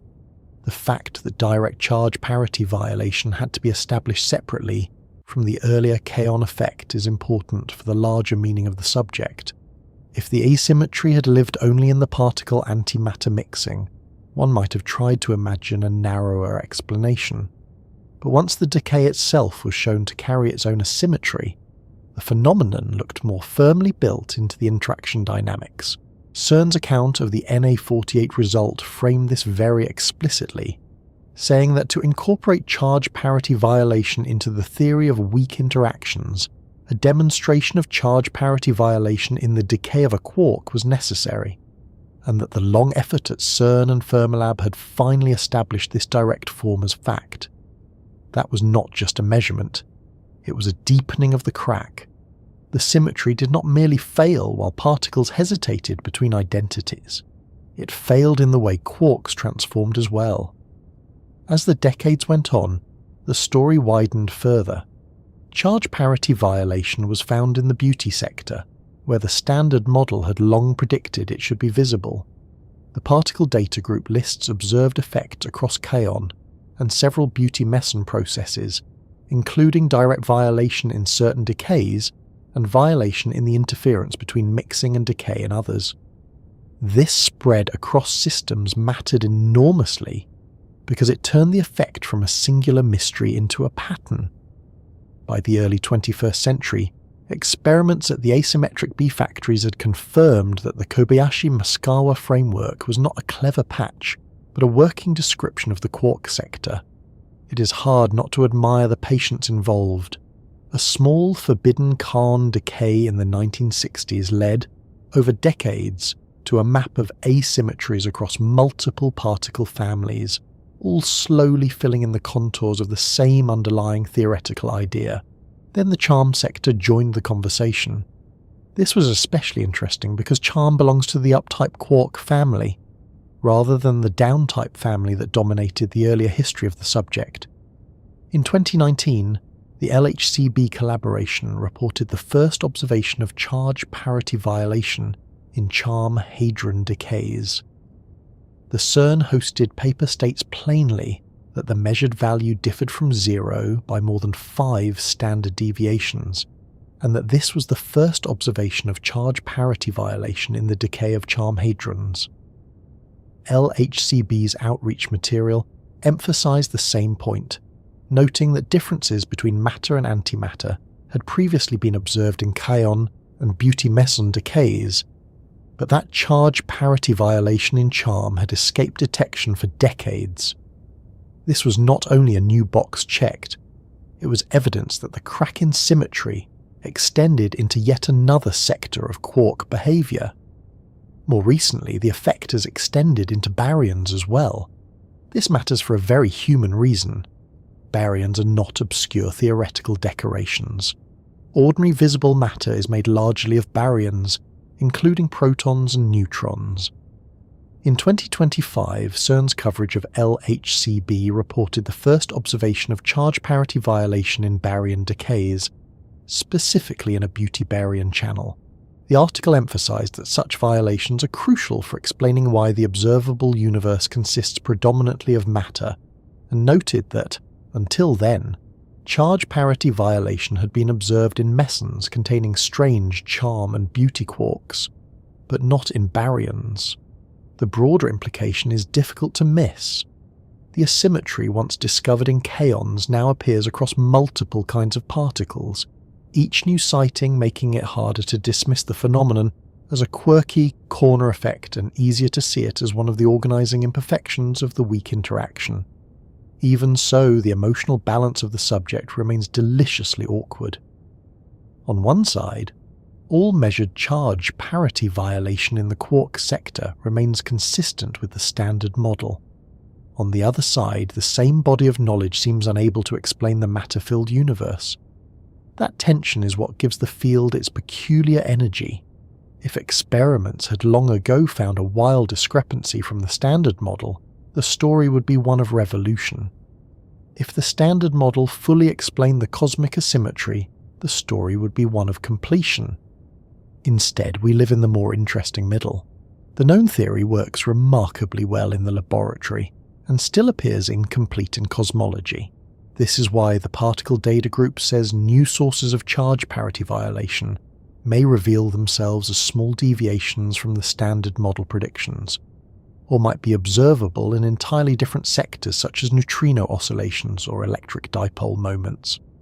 The search stays broad because the missing asymmetry may not be hiding where we first expected it. There is also a philosophical subtlety here that often slips past on first encounter. Charge parity violation is not merely telling us that matter is common and antimatter is rare.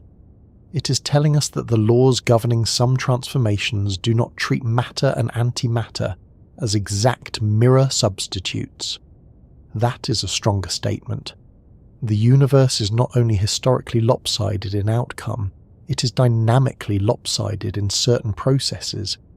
The difference is small, but it is in the rules, not just in the inventory. This is why the topic belongs so naturally beside questions about time reversal. If the combined mirror and antimatter transformation can fail, then the architecture of discrete symmetry is already known to have gaps in it. And because the deeper, combined charge parity time symmetry is expected to hold in ordinary local relativistic quantum field theory, any observed charge parity violation also has implications for how time-related symmetry must be understood in the larger package. The crack in one pane affects the geometry of the whole window. For that reason, charge parity violation sits in physics with an almost unreasonable amount of consequence for such a small effect. It tells us the mirror is not perfect. It helped force the introduction of a richer quark structure in the standard model. It has now been seen in kaons, beauty mesons, charm hadrons, and baryons. It appears in several distinct dynamical forms, from mixing to direct decay to interference effects. And yet, despite all of that success, it still appears too feeble to explain why the universe did not annihilate itself into near emptiness in its first furious moments. One could hardly design a more effective scientific irritant. It is a real phenomenon, a measured one, a Nobel Prize phenomenon, and still not enough. That shortfall is not a disappointment so much as an invitation. It says the known crack is real, but perhaps not the only one. So the strange thing about charge parity violation is not only that it exists, but that it leaves us suspended between triumph and incompleteness. Physicists know where some of the asymmetry lives, know how to measure it, know how to incorporate it into the standard model, and know that it is cosmologically important. They also know that the current amount is not enough. That is why the subject continues to attract so much attention at CERN and beyond. Each new decay channel, each more precise asymmetry measurement, each new sector brought into focus is another attempt to determine whether the known crack widens into new physics or simply reveals more of the standard model's quiet complexity.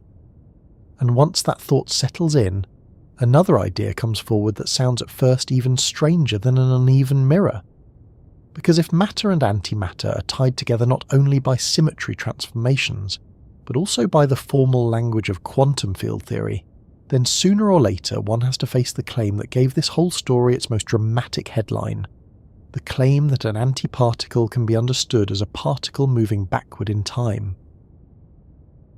Now we arrive at the phrase that gives this whole subject its most dramatic expression, and also its most misleading one.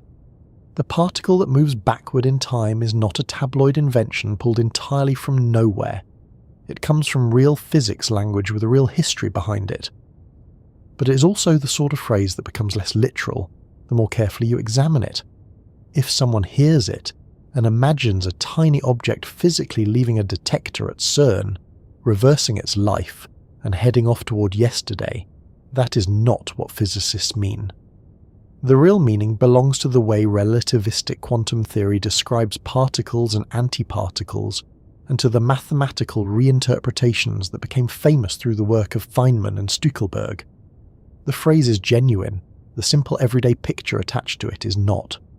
CERN itself has explained this in closely related terms, noting in one of its antimatter references that a particle propagating in free space can be treated mathematically as if it were an antiparticle of the same mass and opposite charge, moving backward in space and time. The important words there are treated mathematically. They are doing a tremendous amount of work. It helps to begin a little earlier, before the phrase was ever popular enough to confuse anybody. On CERN's antimatter page, the story starts in 1928, when Paul Dirac wrote down an equation combining quantum theory and special relativity to describe the electron. That equation had an unsettling feature. It seemed to allow not only the familiar positive energy solutions, but also negative energy ones. Physicists at the time had every reason to find this intolerable. Negative energy sounded less like a discovery, and more like the equations had developed a bad attitude. But instead of discarding the result, the theory was pushed further, and the strange extra possibility was eventually interpreted as a new kind of particle, an anti-electron with the same mass as the electron but opposite electric charge. CERN notes that Carl Anderson's discovery of the positron in 1932 demonstrated that this anti-electron was real. So the first step in the story was not somebody deciding particles should move backward in time for fun. It was the realization that a relativistic quantum theory naturally implied the existence of antiparticles, an experiment agreed. That agreement changed the mood of the field completely. Once the positron existed, antimatter stopped being a mathematical inconvenience and became part of the furniture of modern physics. CERN now states it plainly. Every type of matter particle has a corresponding antiparticle with matching properties except for opposite electric charge, and particles and antiparticles can annihilate upon contact. This is already a deep shift in how nature is organized. It means the universe is not built from a list of isolated ingredients, but from paired structures with mirrored properties. Yet even here, the backward in time language is still not mandatory. You can understand antiparticles as real particles with opposite charge and matching mass, without saying a word about time running in reverse. The reason that language later became attractive is not that it is necessary for ordinary description, but that it offers a compact and elegant reinterpretation inside relativistic quantum theory. In other words, antiparticles are real, whether or not you use the backward in time picture. The picture is an insight into the formalism, not the origin of the particles themselves. The reinterpretation became especially famous through Richard Feynman. In the Nobel material on the development of quantum field theory, it is stated very directly that Feynman introduced the rule that a particle going backward in time corresponds to an antiparticle going forward in time. That sentence has echoed through decades of lectures, textbooks, and excited conversations, partly because it is clever, and partly because it sounds impossible. But notice what it is actually doing. It is not claiming that a laboratory detector watches a positron literally retrace yesterday's events in reverse order.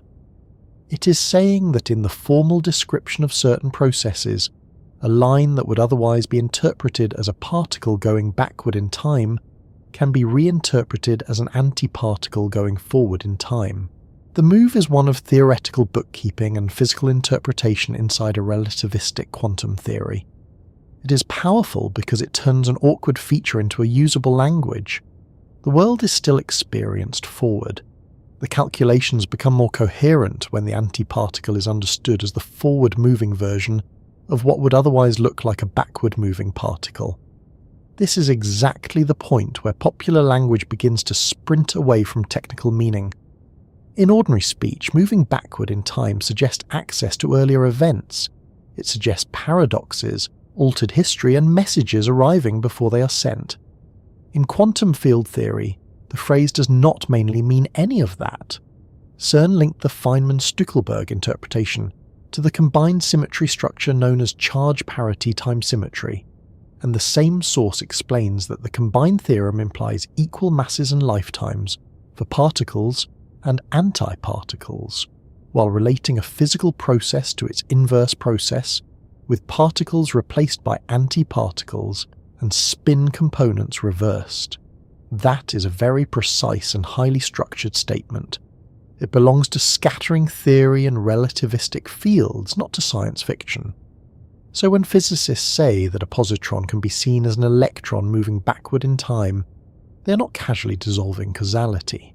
They are expressing a relationship between particle and antiparticle, descriptions within a mathematical framework that preserves the ordinary predictive order of experiments. Courses still come before detector signals. Analysts still examine the data after the beam collisions. Nobody at CERN is receiving tomorrow's lab notes in yesterday's inbox.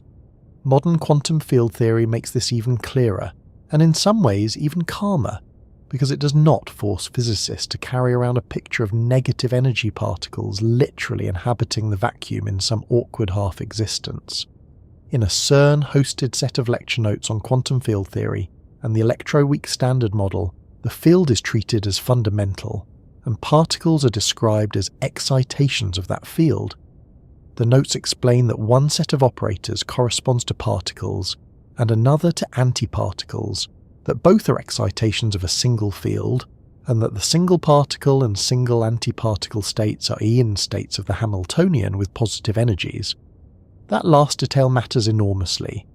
In the modern formalism, one does not need to think of actual observed antiparticles as negative energy entities doing something perverse to time. One can formulate the theory so that both particles and antiparticles have positive energy and appear as legitimate excitations of the same underlying field. The backward-in-time interpretation remains useful, but it is not the only conceptual lens available, and it is certainly not the one that forces the laboratory picture. Those same CERN-hosted lecture notes also show where the backward time language enters in a cleaner mathematical way. They describe the propagation of a charged particle from one space-time point to another, and then note the complementary situation in which the antiparticle propagates in the opposite time ordering. The time-ordered propagator combines both possibilities into a single object. This is the key move. The formalism naturally packages together one contribution that can be read as a particle moving one way in time and another that can be read as an antiparticle moving the other way in the ordered description. The result is not a contradiction but a beautifully economical structure. The equations do not require a detector to watch time literally run backward. They require the amplitudes to account for both particle and antiparticle propagation in a way consistent with relativity and quantum mechanics. This is why the phrase has survived for so long. It captures something genuine about the formal structure while remaining vulnerable to misunderstanding if lifted out of that structure and treated as a literal news headline. Feynman diagrams are partly to blame for the confusion, though one cannot be too angry with them because they are so useful. They are visual tools for organizing calculations and representing interactions. In a simple reading of a Feynman diagram, time is often drawn from left to right, with incoming particles on one side and outgoing particles on the other. Fermion lines carry arrows, and antiparticle lines can therefore look as though they are running the wrong way. CERN's Atlas cheat sheet for reading Feynman diagrams addresses this directly. It says that although the opposite arrow direction for antiparticles might seem to imply that antiparticles are moving backward in time, it is better to think of the arrows as indicating the flow of electric charge. That is such a useful corrective that it deserves to be repeated mentally whenever the headline temptation appears. A Feynman diagram is not a surveillance video of microscopic reality. It is a coded representation of terms in a calculation. The arrow is not an eyewitness report that a particle has taken up reverse chronology as a hobby. It is part of the syntax of the theory. This is one reason the dramatic phrase can be both right and wrong depending on how carefully it is handled. It is right in the sense that the formalism of relativistic quantum theory allows an antiparticle to be interpreted as a corresponding particle moving backward in time. It is wrong in the sense that this does not license the ordinary conclusion that nature contains little objects literally violating everyday temporal order. The difference is not trivial. Physics often advances by finding descriptions that are mathematically equivalent but conceptually very different. One description may feel more intuitive in one context and less so in another. Here, the backward time interpretation is elegant because it unifies the treatment of particles and antiparticles in scattering processes and propagators. But when turned into plain language without warning labels, it invites people to import all the baggage of human time travel stories. That is where trouble begins. CERN's own public material on antimatter experiments does not describe anti-atoms as tiny time machines. It describes them as systems used to test charge parity time symmetry by comparing their spectra and other properties with ordinary matter. That is the operational meaning in the laboratory.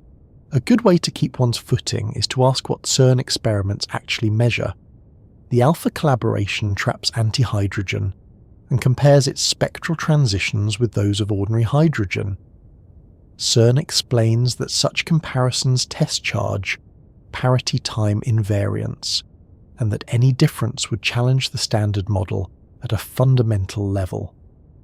The base experiment compares the charge to mass ratio of protons and antiprotons with astonishing precision, again as a test of the same deep symmetry framework. These are concrete measurements. They are not looking for an anti-atom that ages in reverse or emits yesterday's light. They are checking whether matter and antimatter match in the ways the theorem requires. If antimatter were literally just ordinary matter careening backward through lived time in the everyday sense, one might expect all sorts of absurd causal oddities. Instead, what physicists find is a remarkably disciplined partner to ordinary matter, one that annihilates on contact, can be trapped and studied, and matches the theory with enormous precision. The backward time language belongs to the mathematical relationship, not to an everyday observational drama. There is another quiet reason the phrase persists, and it has to do with how much it compresses. Saying antiparticle is straightforward, but saying antiparticle can be interpreted as the corresponding particle moving backward in time tells you in one breath that relativity, quantum theory, and symmetry are all tangled together in the description. It hints that antiparticles are not an arbitrary bolt on addition to physics. They emerge from the deep structure of relativistic quantum fields. CERN's antimatter overview traces the story from Dirac's relativistic electron equation to the positron, and the CERN-hosted antimatter review connects the Feynman-Stuckelberg interpretation directly to the broader charge parity time theorem. So the phrase is not just clever wording, it is the residue of a profound theoretical unification. The trouble is that profound unifications often sound bizarre when translated too literally. One could say much the same about curved space-time or quantum superposition. Both are real, and both are easy to mangle in casual speech. The backward time particle belongs in that family of statements that are true in the theory and treacherous in conversation.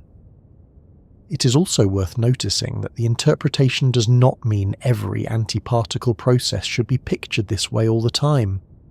Physicists choose the language that makes the calculation or the explanation most transparent in context. In one setting, it is useful to emphasize that particles and antiparticles are distinct positive energy excitations of the same field. In another, it is useful to note that the propagator admits an interpretation in which an antiparticle corresponds to the time-reversed description of a particle. In another, it is more practical to focus on charge flow in a Feynman diagram and say nothing romantic at all about time. This flexibility is not a sign of confusion. It is a sign that modern physics often has several equivalent doors into the same room. The room itself is not changing. What changes is the route that helps you move through it without walking into the furniture. The public headline usually grabs the most dramatic door, and then forgets to mention that the room has several others, most of them much less likely to produce a misunderstanding. So if we return to the original claim with the calmness it deserves, the answer is this. CERN did not discover a particle that literally commutes to the past in the everyday sense.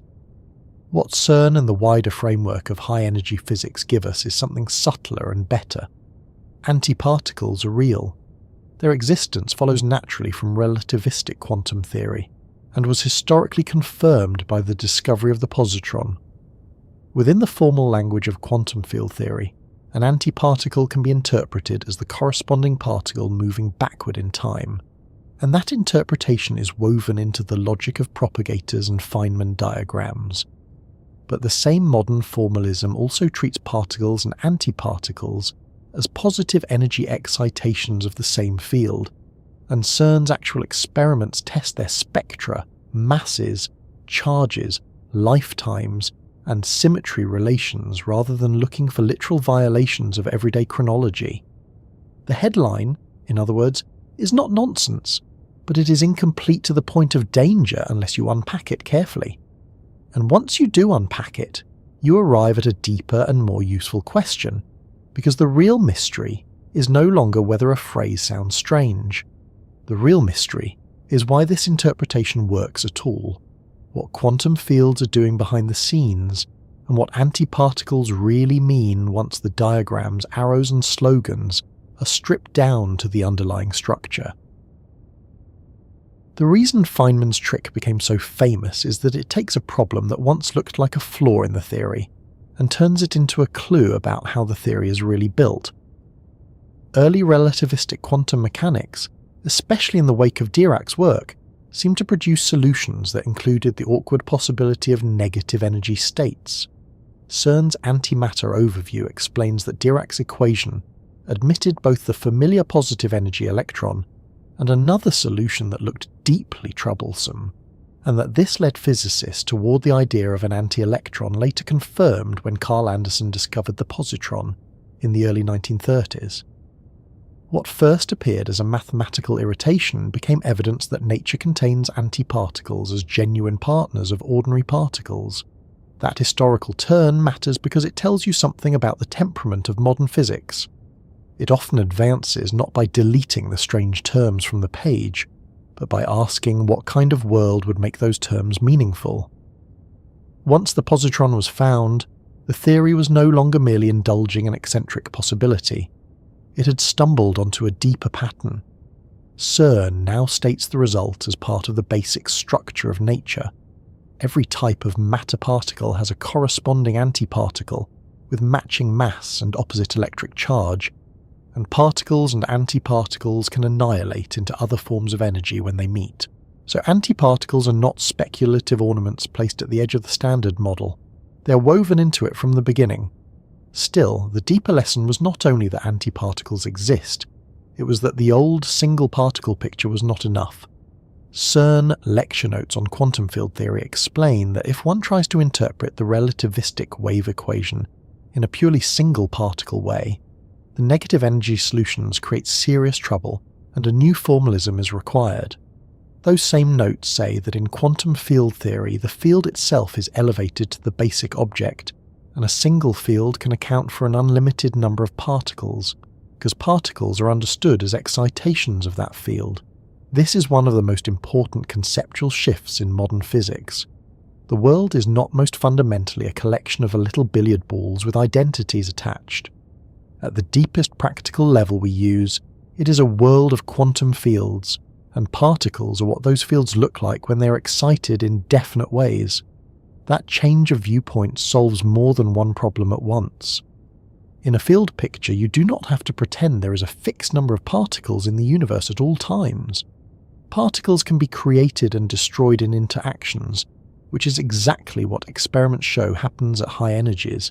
CERN school material puts it plainly by saying that the consistency of quantum mechanics with special relativity forces us to abandon the single particle interpretation and instead consider quantum fields, whose elementary excitations are associated with particle states. This is not a decorative refinement. It is the reason particle physics can describe pair creation, annihilation, scattering, and all the restless traffic of the subatomic world without sounding like it is apologizing for itself at every turn. Once you accept that fields are fundamental, the meaning of antiparticles becomes both simpler and stranger. The CERN quantum field theory notes explain that one set of creation and annihilation operators corresponds to particles, and another set corresponds to antiparticles, and that both belong to the same field description. The same notes emphasize that all particles of a given kind are excitations of a single field, and that both one particle states and one antiparticle states are eigenstates of the Hamiltonian with positive energies. That last point is worth holding on to because it removes one of the most misleading popular images.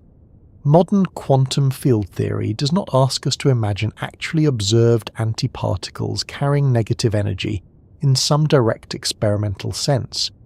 It gives us a formalism in which both particles and antiparticles appear as legitimate positive energy excitations of the same underlying field.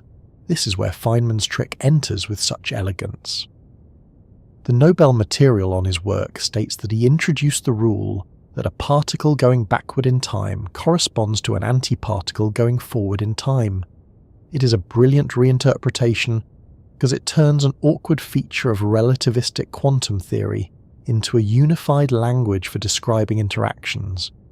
Instead of thinking of a problematic object with the wrong sign of energy, one can reinterpret the same mathematical structure as an antiparticle moving in the ordinary temporal direction.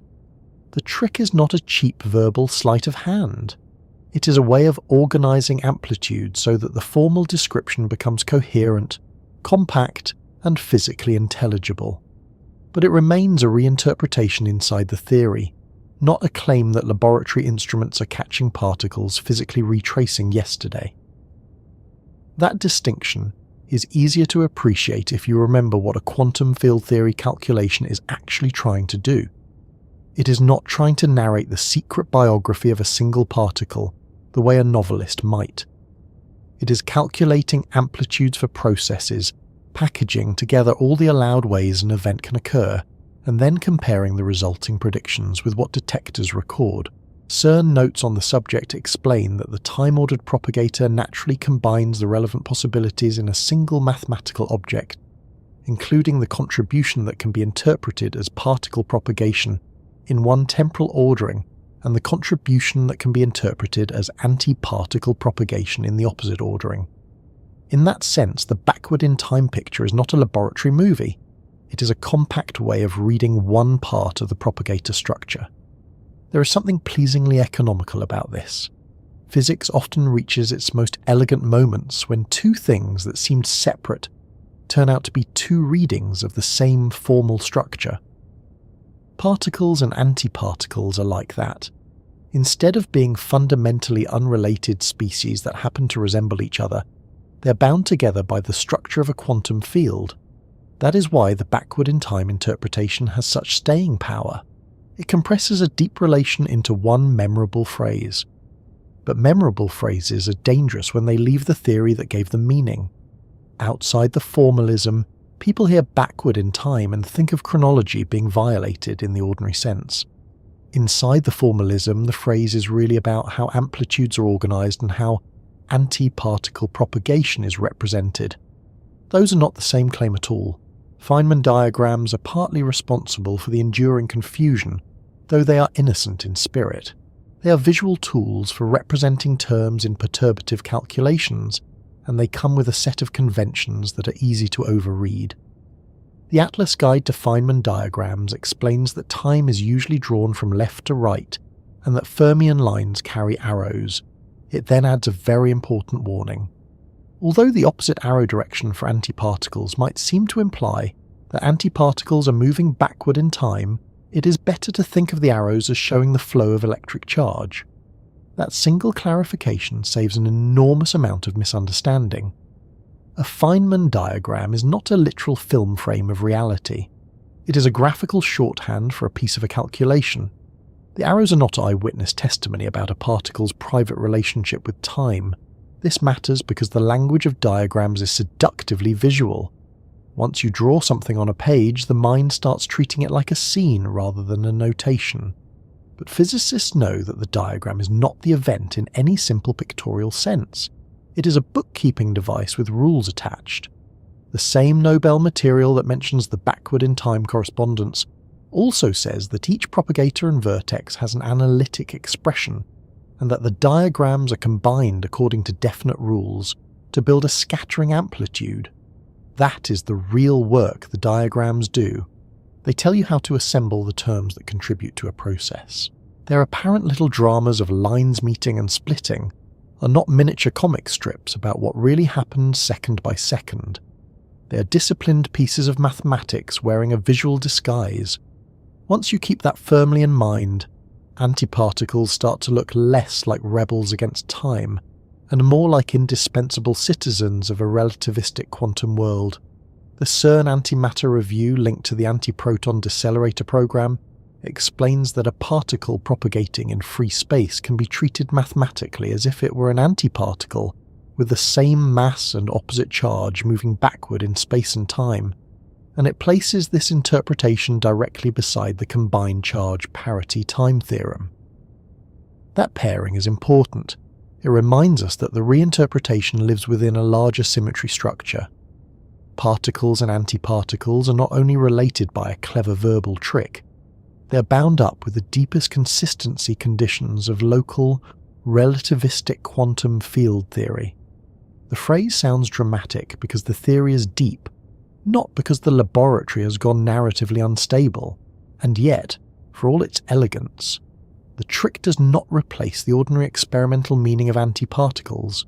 At CERN, antiparticles are trapped, slowed, compared, and measured as real physical systems. The antiproton facilities exist because antimatter is not a metaphor. It is a target of precision spectroscopy and symmetry tests. CERN's antiproton decelerator and related experiments work with low-energy antiprotons and antiatoms in order to compare matter and antimatter under controlled conditions. Those programs do not depend on anyone literally believing that an anti-hydrogen atom is a hydrogen atom replaying its life in reverse.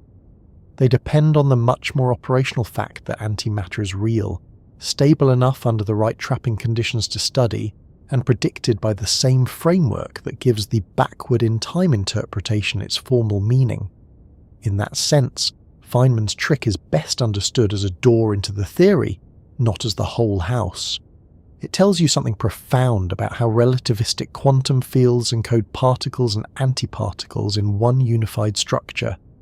It also tells you why antimatter is not an arbitrary duplication of matter, but part of the deep logic of the framework. But when you walk through that door, what you find inside is not a universe in which chronology has casually fallen apart. What you find is a theory in which fields are primary, particles are excitations, antiparticles are equally legitimate excitations of the same field, and the calculational language allows one to reinterpret certain contributions as backward time propagation in a mathematically equivalent way. The trick is beautiful because it is economical.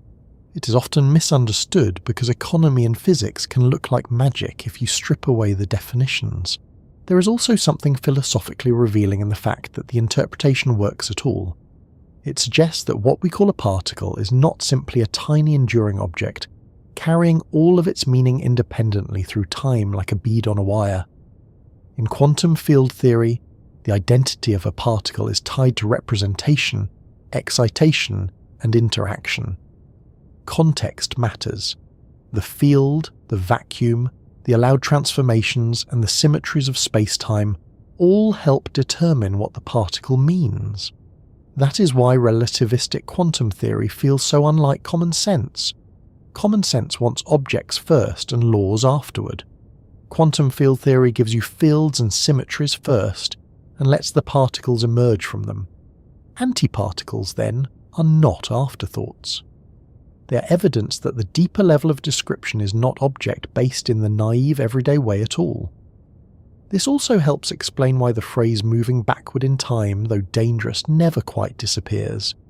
It captures the unease people feel when they discover that the world beneath ordinary experience is not built to satisfy ordinary intuitions.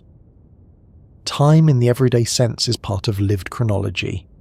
Time in quantum field theory enters through relativistic structure, operator ordering, propagators, and symmetry.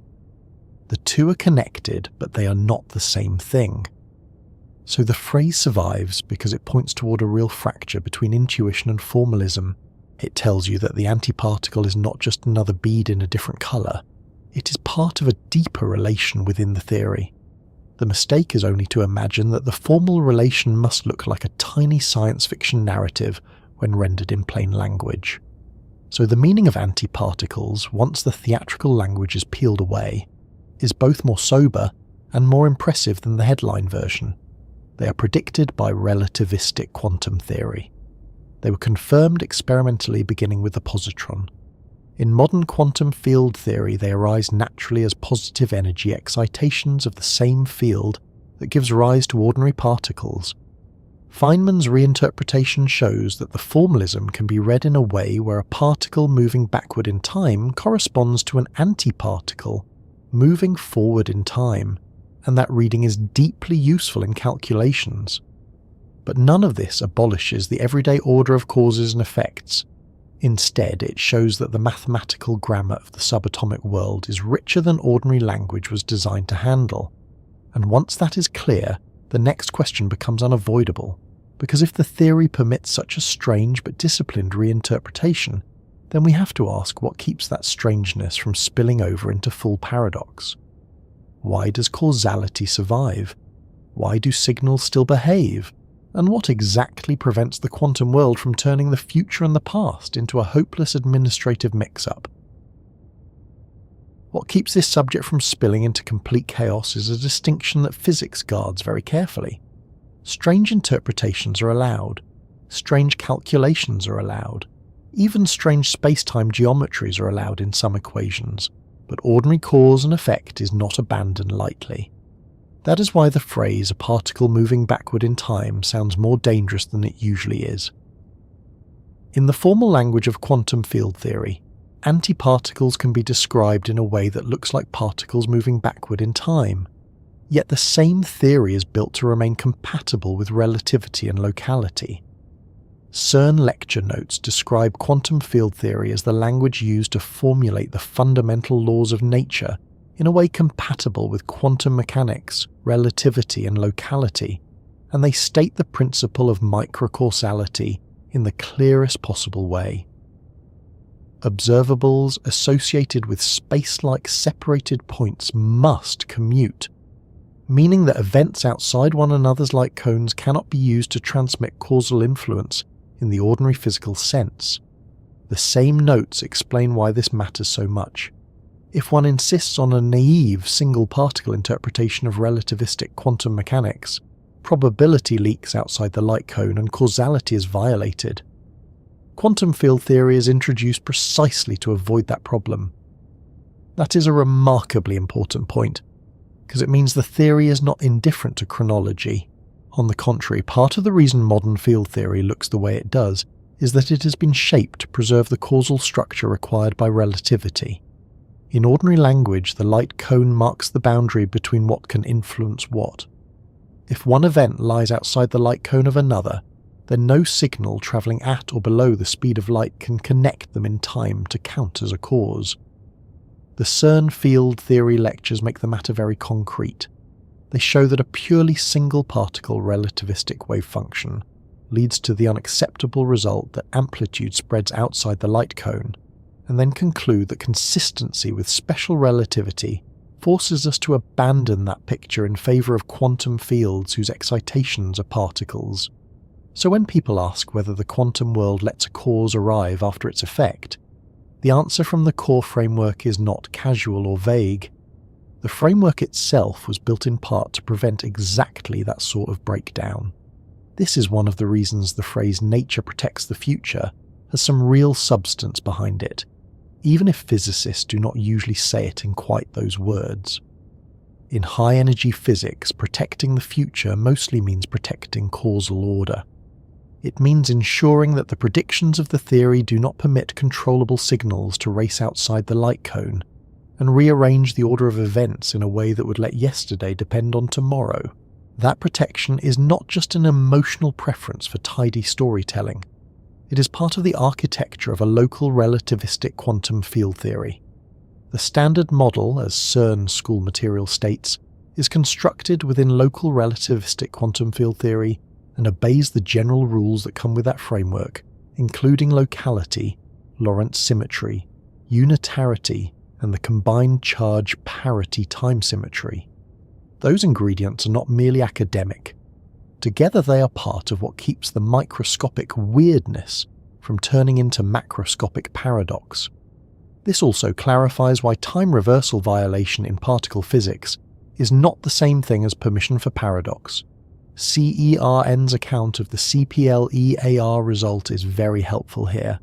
It reported a microscopic arrow of time in the neutral kaon system, showing that the rate for one transition differed from that of its time-reverse counterpart, and it explained that this fit the larger charge parity time framework, in which charge parity violation implies corresponding time reversal violation if the combined symmetry is conserved.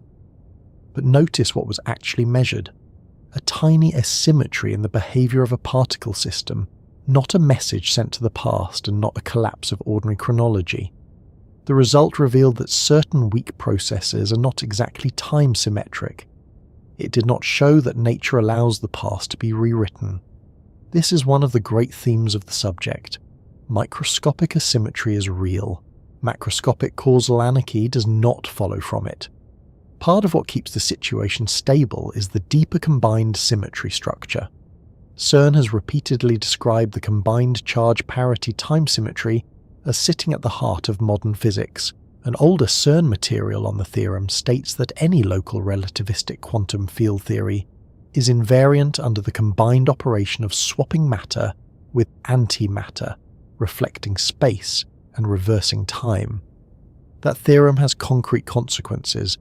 It is one reason matter and antimatter are expected to have equal masses and lifetimes in the absence of more exotic new physics, and it is one reason experiments such as ALPHA can use antihydrogen spectroscopy as an extraordinarily clean test of the framework. CERN's antimatter program has reported steadily improving antihydrogen measurements and describes them as precision tests of that combined symmetry. So even when one piece of the discrete symmetry package fails by itself, as charge parity and time reversal can in weak processes, the deeper structure remains one of strong constraint, not relaxed permissiveness. This is why the famous particle moving backward in time language does not unleash paradoxes. Inside the formalism, the phrase is a way of organizing amplitudes and relating particle and antiparticle propagation.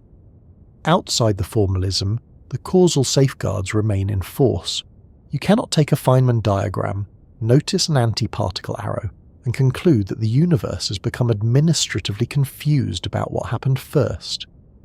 The field theory still respects locality in the precise sense demanded by microcausality, and the observable content of the theory still obeys the causal order associated with the light cone. The mathematics may admit elegant reinterpretations. The experimental world remains disciplined. This is a useful pattern to remember throughout the whole topic. Physics often says something that sounds outrageous in plain language, and then it turns out that what is outrageous is not the prediction itself, but the mismatch between everyday intuition and the grammar of the theory. Of course, once space-time itself becomes dynamical, the conversation gets more delicate. General relativity is not just a theory of particles moving through a fixed stage. It is a theory in which the stage can bend, stretch, and in some mathematical solutions do stranger things. This is where closed time-like curves enter the story. A closed time-like curve is, in effect, a path through space-time that loops back to the same event while remaining time-like, meaning that an observer following it would never locally exceed the speed of light, and yet could in principle return to an earlier point in their own history. Hawking's chronology protection work, as summarized in a later review by Matt Visser, describes the issue very directly. Certain spacetimes containing closed causal curves can behave like time machines, and the chronology protection conjecture is the idea that physics somehow prevents the appearance of such curves, making the universe safe for historians. Visser's earlier discussion of wormholes makes the same point in even sharper terms, saying that traversable wormholes or related constructions in general relativity can, under some conditions, be transformed into time machines, which is exactly what motivated Hawking's conjecture in the first place. That is where the real paradoxes live, not in the everyday use of antiparticles, and not in the ordinary violation of time reversal symmetry in particle decays. The classic worries are easy to state even when the physics behind them is not. One is the self-contradiction problem, where someone imagines going into the past and preventing the conditions that made the journey possible. Another is the loop without origin, where information or an object exists in a closed cycle with no clear source. General relativity by itself seems permissive enough that such scenarios can at least be posed in certain exotic space-time geometries. That is what makes chronology protection such an appealing phrase. It names the hope that some deeper layer of physics steps in before those paradoxes become operationally real. Hawking's own language, echoed by Visser, was that there seems to be a kind of chronology protection agency that prevents closed, time-like curves from appearing. The phrase is playful. The concern behind it is not. The current state of the question is interesting precisely because it is not closed.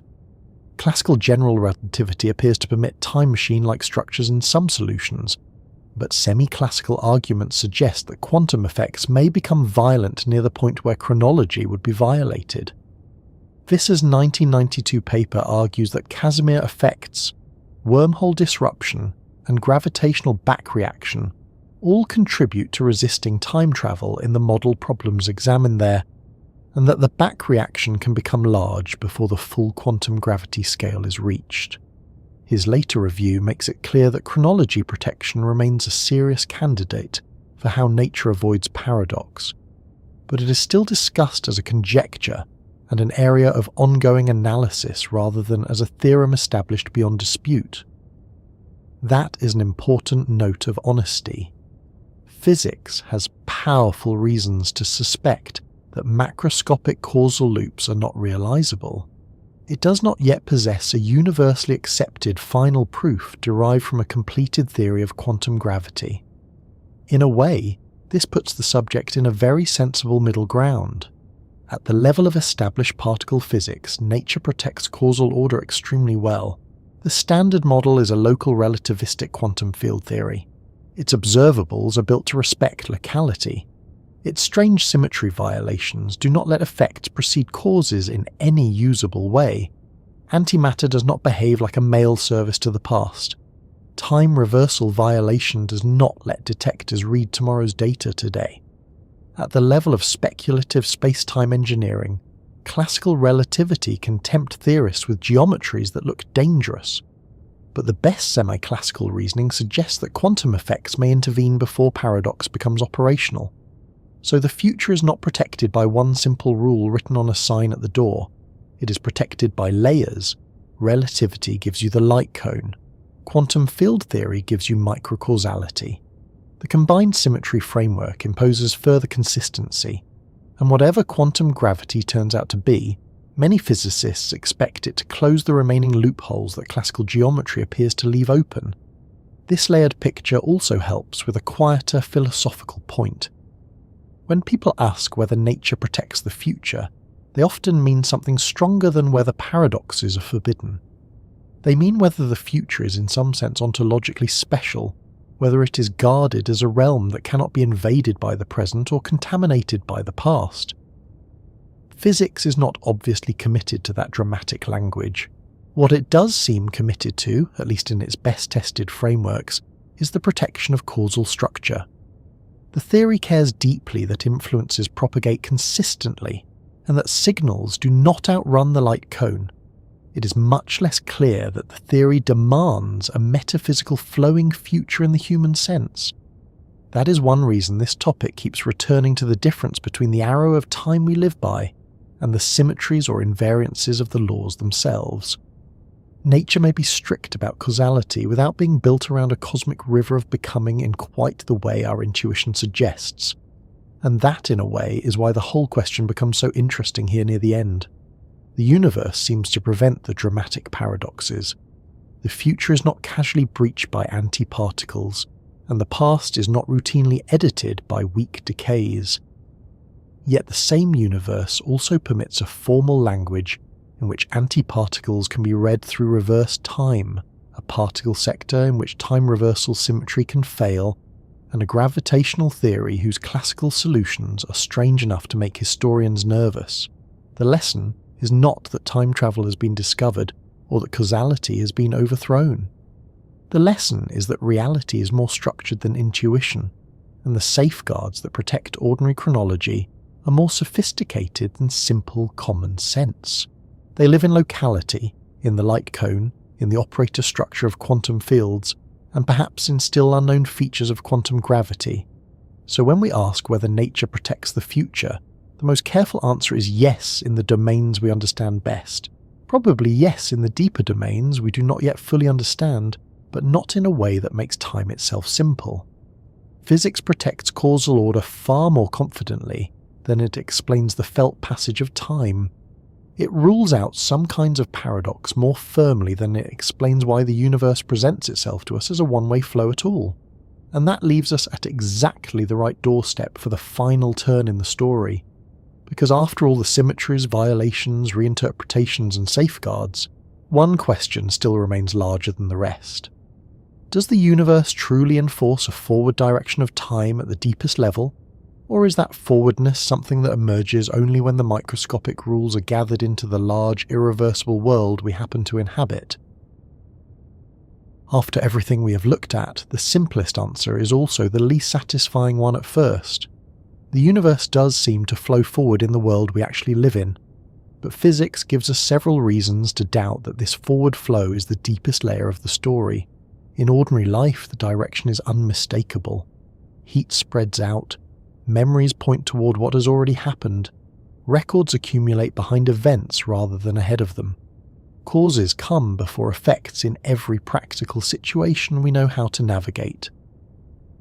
The thermodynamic asymmetry is one of the most obvious features of the physical world, and it is exactly this kind of irreversible large-scale behaviour that makes time feel one-directional to us. At the same time, many of the basic microscopic laws are far more balanced than experience suggests, and particle physics has shown that the asymmetries written into those laws are subtle rather than overwhelming. That is why the real answer ends up sounding layered.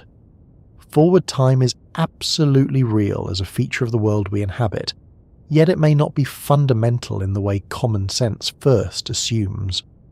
One reason this issue stays alive is that relativity unsettled the old idea of a universal present. In Newton's picture, time could be imagined as one grand shared stage clock, advancing equally for everyone everywhere. Relativity removed that comfort. As the Stanford Encyclopedia discussion of time and modern physics explains, whether two spatially separated events count as simultaneous depends on the frame of reference, and no frame is physically privileged over the others. A related Stanford discussion of being and becoming in modern physics makes the implication even sharper. Special relativity allows infinitely many planes of simultaneity through a space-time point, with no physical test able to single out one of them as the uniquely real present. That does not prove that the universe is a frozen block in some final metaphysical sense, but it does mean that modern physics no longer hands us a universal now on a silver tray. The forward movement we feel may therefore be less like a cosmic spotlight sweeping across reality, and more like the way embedded observers experience an ordered sequence within space-time.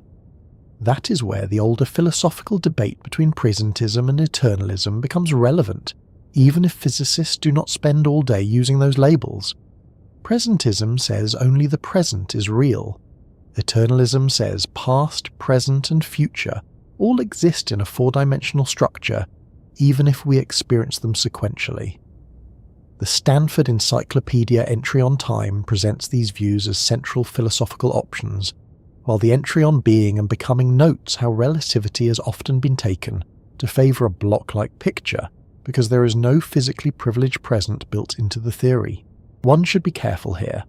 Relativity by itself does not force a final metaphysical creed on everyone, but it does remove one of the most intuitive supports for the idea that time literally flows in the same way for the whole universe at once. That is why the language of flow begins to look less like a direct physical description, and more like a report about how temporal order appears from within a world, structured by relativity, memory, and change. The strongest physical reason for the appearance of one-way time still comes from thermodynamics. The Stanford Encyclopedia entry on thermodynamic asymmetry states the point in the plainest possible way. Heat flows from hot to cold and not the reverse, Smells disperse. Engines turn ordered fuel energy into work and waste heat. And these one-way processes are among the most salient features of the universe.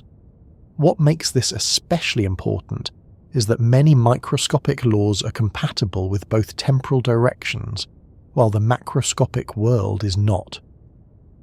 The standard way of reconciling those facts is to say that the universe began in a very special low entropy condition, allowing entropy to increase in what we call the future direction. In other words, the ordinary arrow of time may arise not because every fundamental law is deeply one-sided, but because the universe started in a very unusual state from which large-scale disorder could grow. If that is right, then the forwardness of time is emergent in something like the way fluid flow is emergent. It is robust, undeniable, and physically real at our scale, but not necessarily the most basic ingredient in the recipe. This picture also helps explain why our own experience seems so aligned with the forward arrow. The Stanford Encyclopedia discussion of temporal consciousness says that over short intervals we are directly aware of temporally extended phenomena such as change, persistence, and succession. Our minds do not merely register isolated instants. They organize events into sequences, but consciousness is not floating above physics in this story. Memories and records are physical traces, and traces are themselves tied to irreversible processes. We remember the past because the present contains records of lower entropy states that came before. We do not remember the future because no comparable physical traces of later events are laid down in the present. So even the intimate feeling that time is advancing may be bound up with the same thermodynamic and informational asymmetry that governs broken cups, cooling tea, and the gradual accumulation of receipts in coat pockets. The flow may feel immediate and personal, yet part of that feeling could be the brain's way of inhabiting a world with records, causation, and entropy gradients all pointing in the same direction. Particle physics complicates this picture in a very useful way because it shows that the microscopic world is neither perfectly symmetric nor straightforwardly one-directional in the everyday sense. CERN's 1998 announcement about the neutral kaon system described a microscopic arrow of time, reporting that the rate for one kaon transition exceeded that of its time-reversed counterpart. Later, the direct observation of time reversal violation in the neutral B-meson system confirmed that certain weak interaction processes really do distinguish between a transition and its time-reversed partner. This matters because it proves that the smallest scale laws are not all perfectly indifferent to temporal reversal. But it matters just as much that these effects are tiny and highly specific. They do not produce the overwhelming everyday arrow we live by.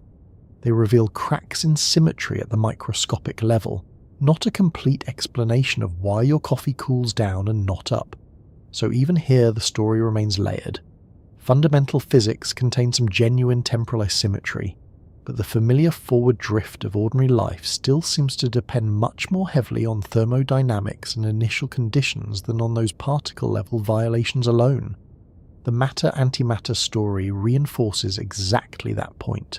CERN's antimatter overview says that one of the great challenges in physics is to understand the source of the observed asymmetry between matter and antimatter, and it notes that if matter and antimatter had been produced in perfectly equal amounts in the early universe, they would largely have annihilated, leaving almost no matter behind.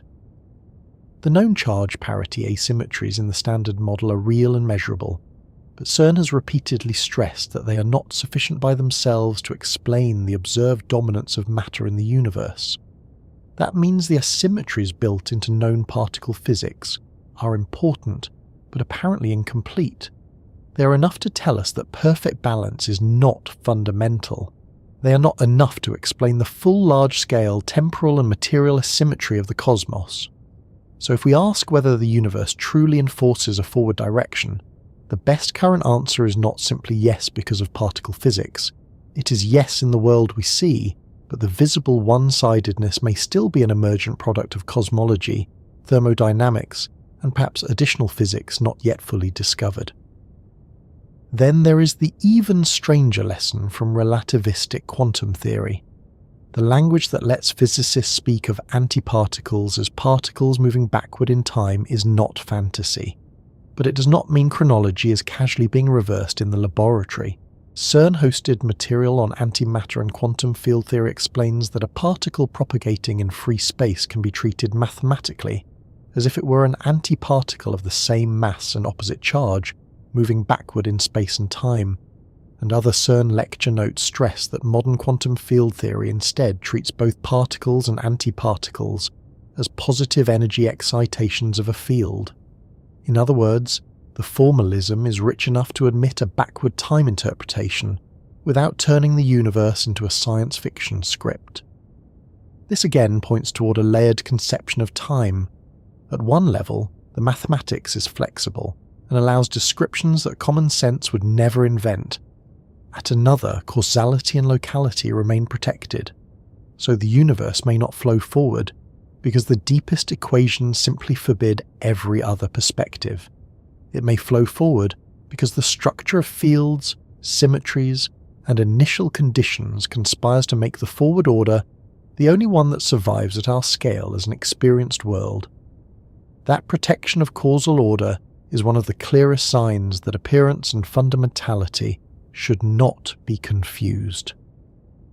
CERN quantum field theory lectures emphasize microcausality, the requirement that observables at space-like separation do not transmit physical influence outside the light cone. Those same lectures explain that a naive single-particle relativistic theory would violate this causal structure, which is one reason quantum field theory is needed. So even while the mathematics tolerates interpretations that sound temporally exotic, the actual predictive structure of the theory is built to preserve causal order. This is why antiparticles do not let us send messages to the past, and why microscopic time reversal violation does not turn everyday chronology into a negotiation. The future is protected at the level of usable cause and effect, even if the deeper ontology of time remains unsettled. That is an important clue. It suggests that the universe may be less committed to a literal flowing present than it is to a stable causal architecture. What is primary may be causal structure, not the felt river of becoming. The question becomes even more unsettled when gravity is quantized, or rather, when physicists try to quantize it and discover that time itself becomes problematic. Reviews of the problem of time and quantum gravity explain that general relativity and ordinary quantum theory carry incompatible notions of time, and that when they are combined, the result is a cluster of deep conceptual problems. In some canonical approaches, the governing equation for the universe has no obvious external time parameter at all, which is why physicists talk about a frozen formalism problem or timelessness. That does not prove time is unreal. It does show that our usual way of placing a universal clock outside the world and letting everything evolve against it may be a temporary convenience rather than a final truth. If the most fundamental theory ends up lacking a basic time parameter in the ordinary sense, then the forward flow of time would almost certainly be emergent rather than fundamental. It would be something recovered from correlations, change, approximation, or coarse graining, not something engraved at the deepest level in the same way as charge or spin. This possibility makes the closing answer both more modest and more interesting. The universe may not possess a single basic flowing time underneath everything else. Instead, it may contain several layers that human intuition compresses into one idea. There is causal order, which modern physics protects very seriously. There is thermodynamic direction, which gives the macroscopic world its unmistakable irreversibility. There are microscopic symmetry violations in weak interactions, which show that temporal reversal is not exact everywhere. There is relativistic space-time, which deprives us of a universal present, and there may be a deeper quantum gravitational level where time is not fundamental in the familiar sense at all. When people say time flows, they may be blending together all of these features and reporting the result as one smooth feeling. Physics, less sentimental and more stubborn, keeps prying them apart. So does the universe truly flow forward, or only appear to? The most honest answer is that it certainly appears to flow forward in the world of stars, organisms, memories, and machines, and that this appearance is grounded in very real physical asymmetries rather than being a mere illusion. But those asymmetries do not all point to a single, simple, fundamental river of time. Some come from entropy and the special state of the early universe. Some come from specific weak interaction processes. Some belong to the structure of consciousness and record-keeping, and some of the deepest current theories suggest that what we call time may itself emerge from something more basic, so the universe may not enforce forward flow in one single, blunt way. It may produce it as the stable, large-scale face of a deeper reality that is more symmetrical, more relational, and in some respects more timeless than everyday life leads us to believe. That, in the end, is why the question from the beginning turns out to be better than the headline. CERN did not hand us a literal particle tourist from the past. What CERN and modern physics have handed us is something more valuable. They have shown that time at the deepest level is not as simple as clocks make it look. The microscopic laws are sometimes more balanced than experience suggests, sometimes slightly less balanced than elegance would prefer, and sometimes formulated in ways that make ordinary language about before and after feel almost embarrassingly clumsy. Yet out of that strange foundation emerges a universe in which mornings still follow nights, causes still precede effects, and the future still arrives without ever seeming to send a postcard ahead of itself. Perhaps that is the best place to leave it. Time may not be a universal river in the old simple sense, but for beings like us living among records, decay, memory and stars, it remains the shape that change takes. And even if the deepest level of reality turns out to be less like flowing and more like structure, relation or ordered possibility, we still meet it the same way every day. One moment after another, moving through a world that feels forward because, in all the ways that matter to life, it truly is.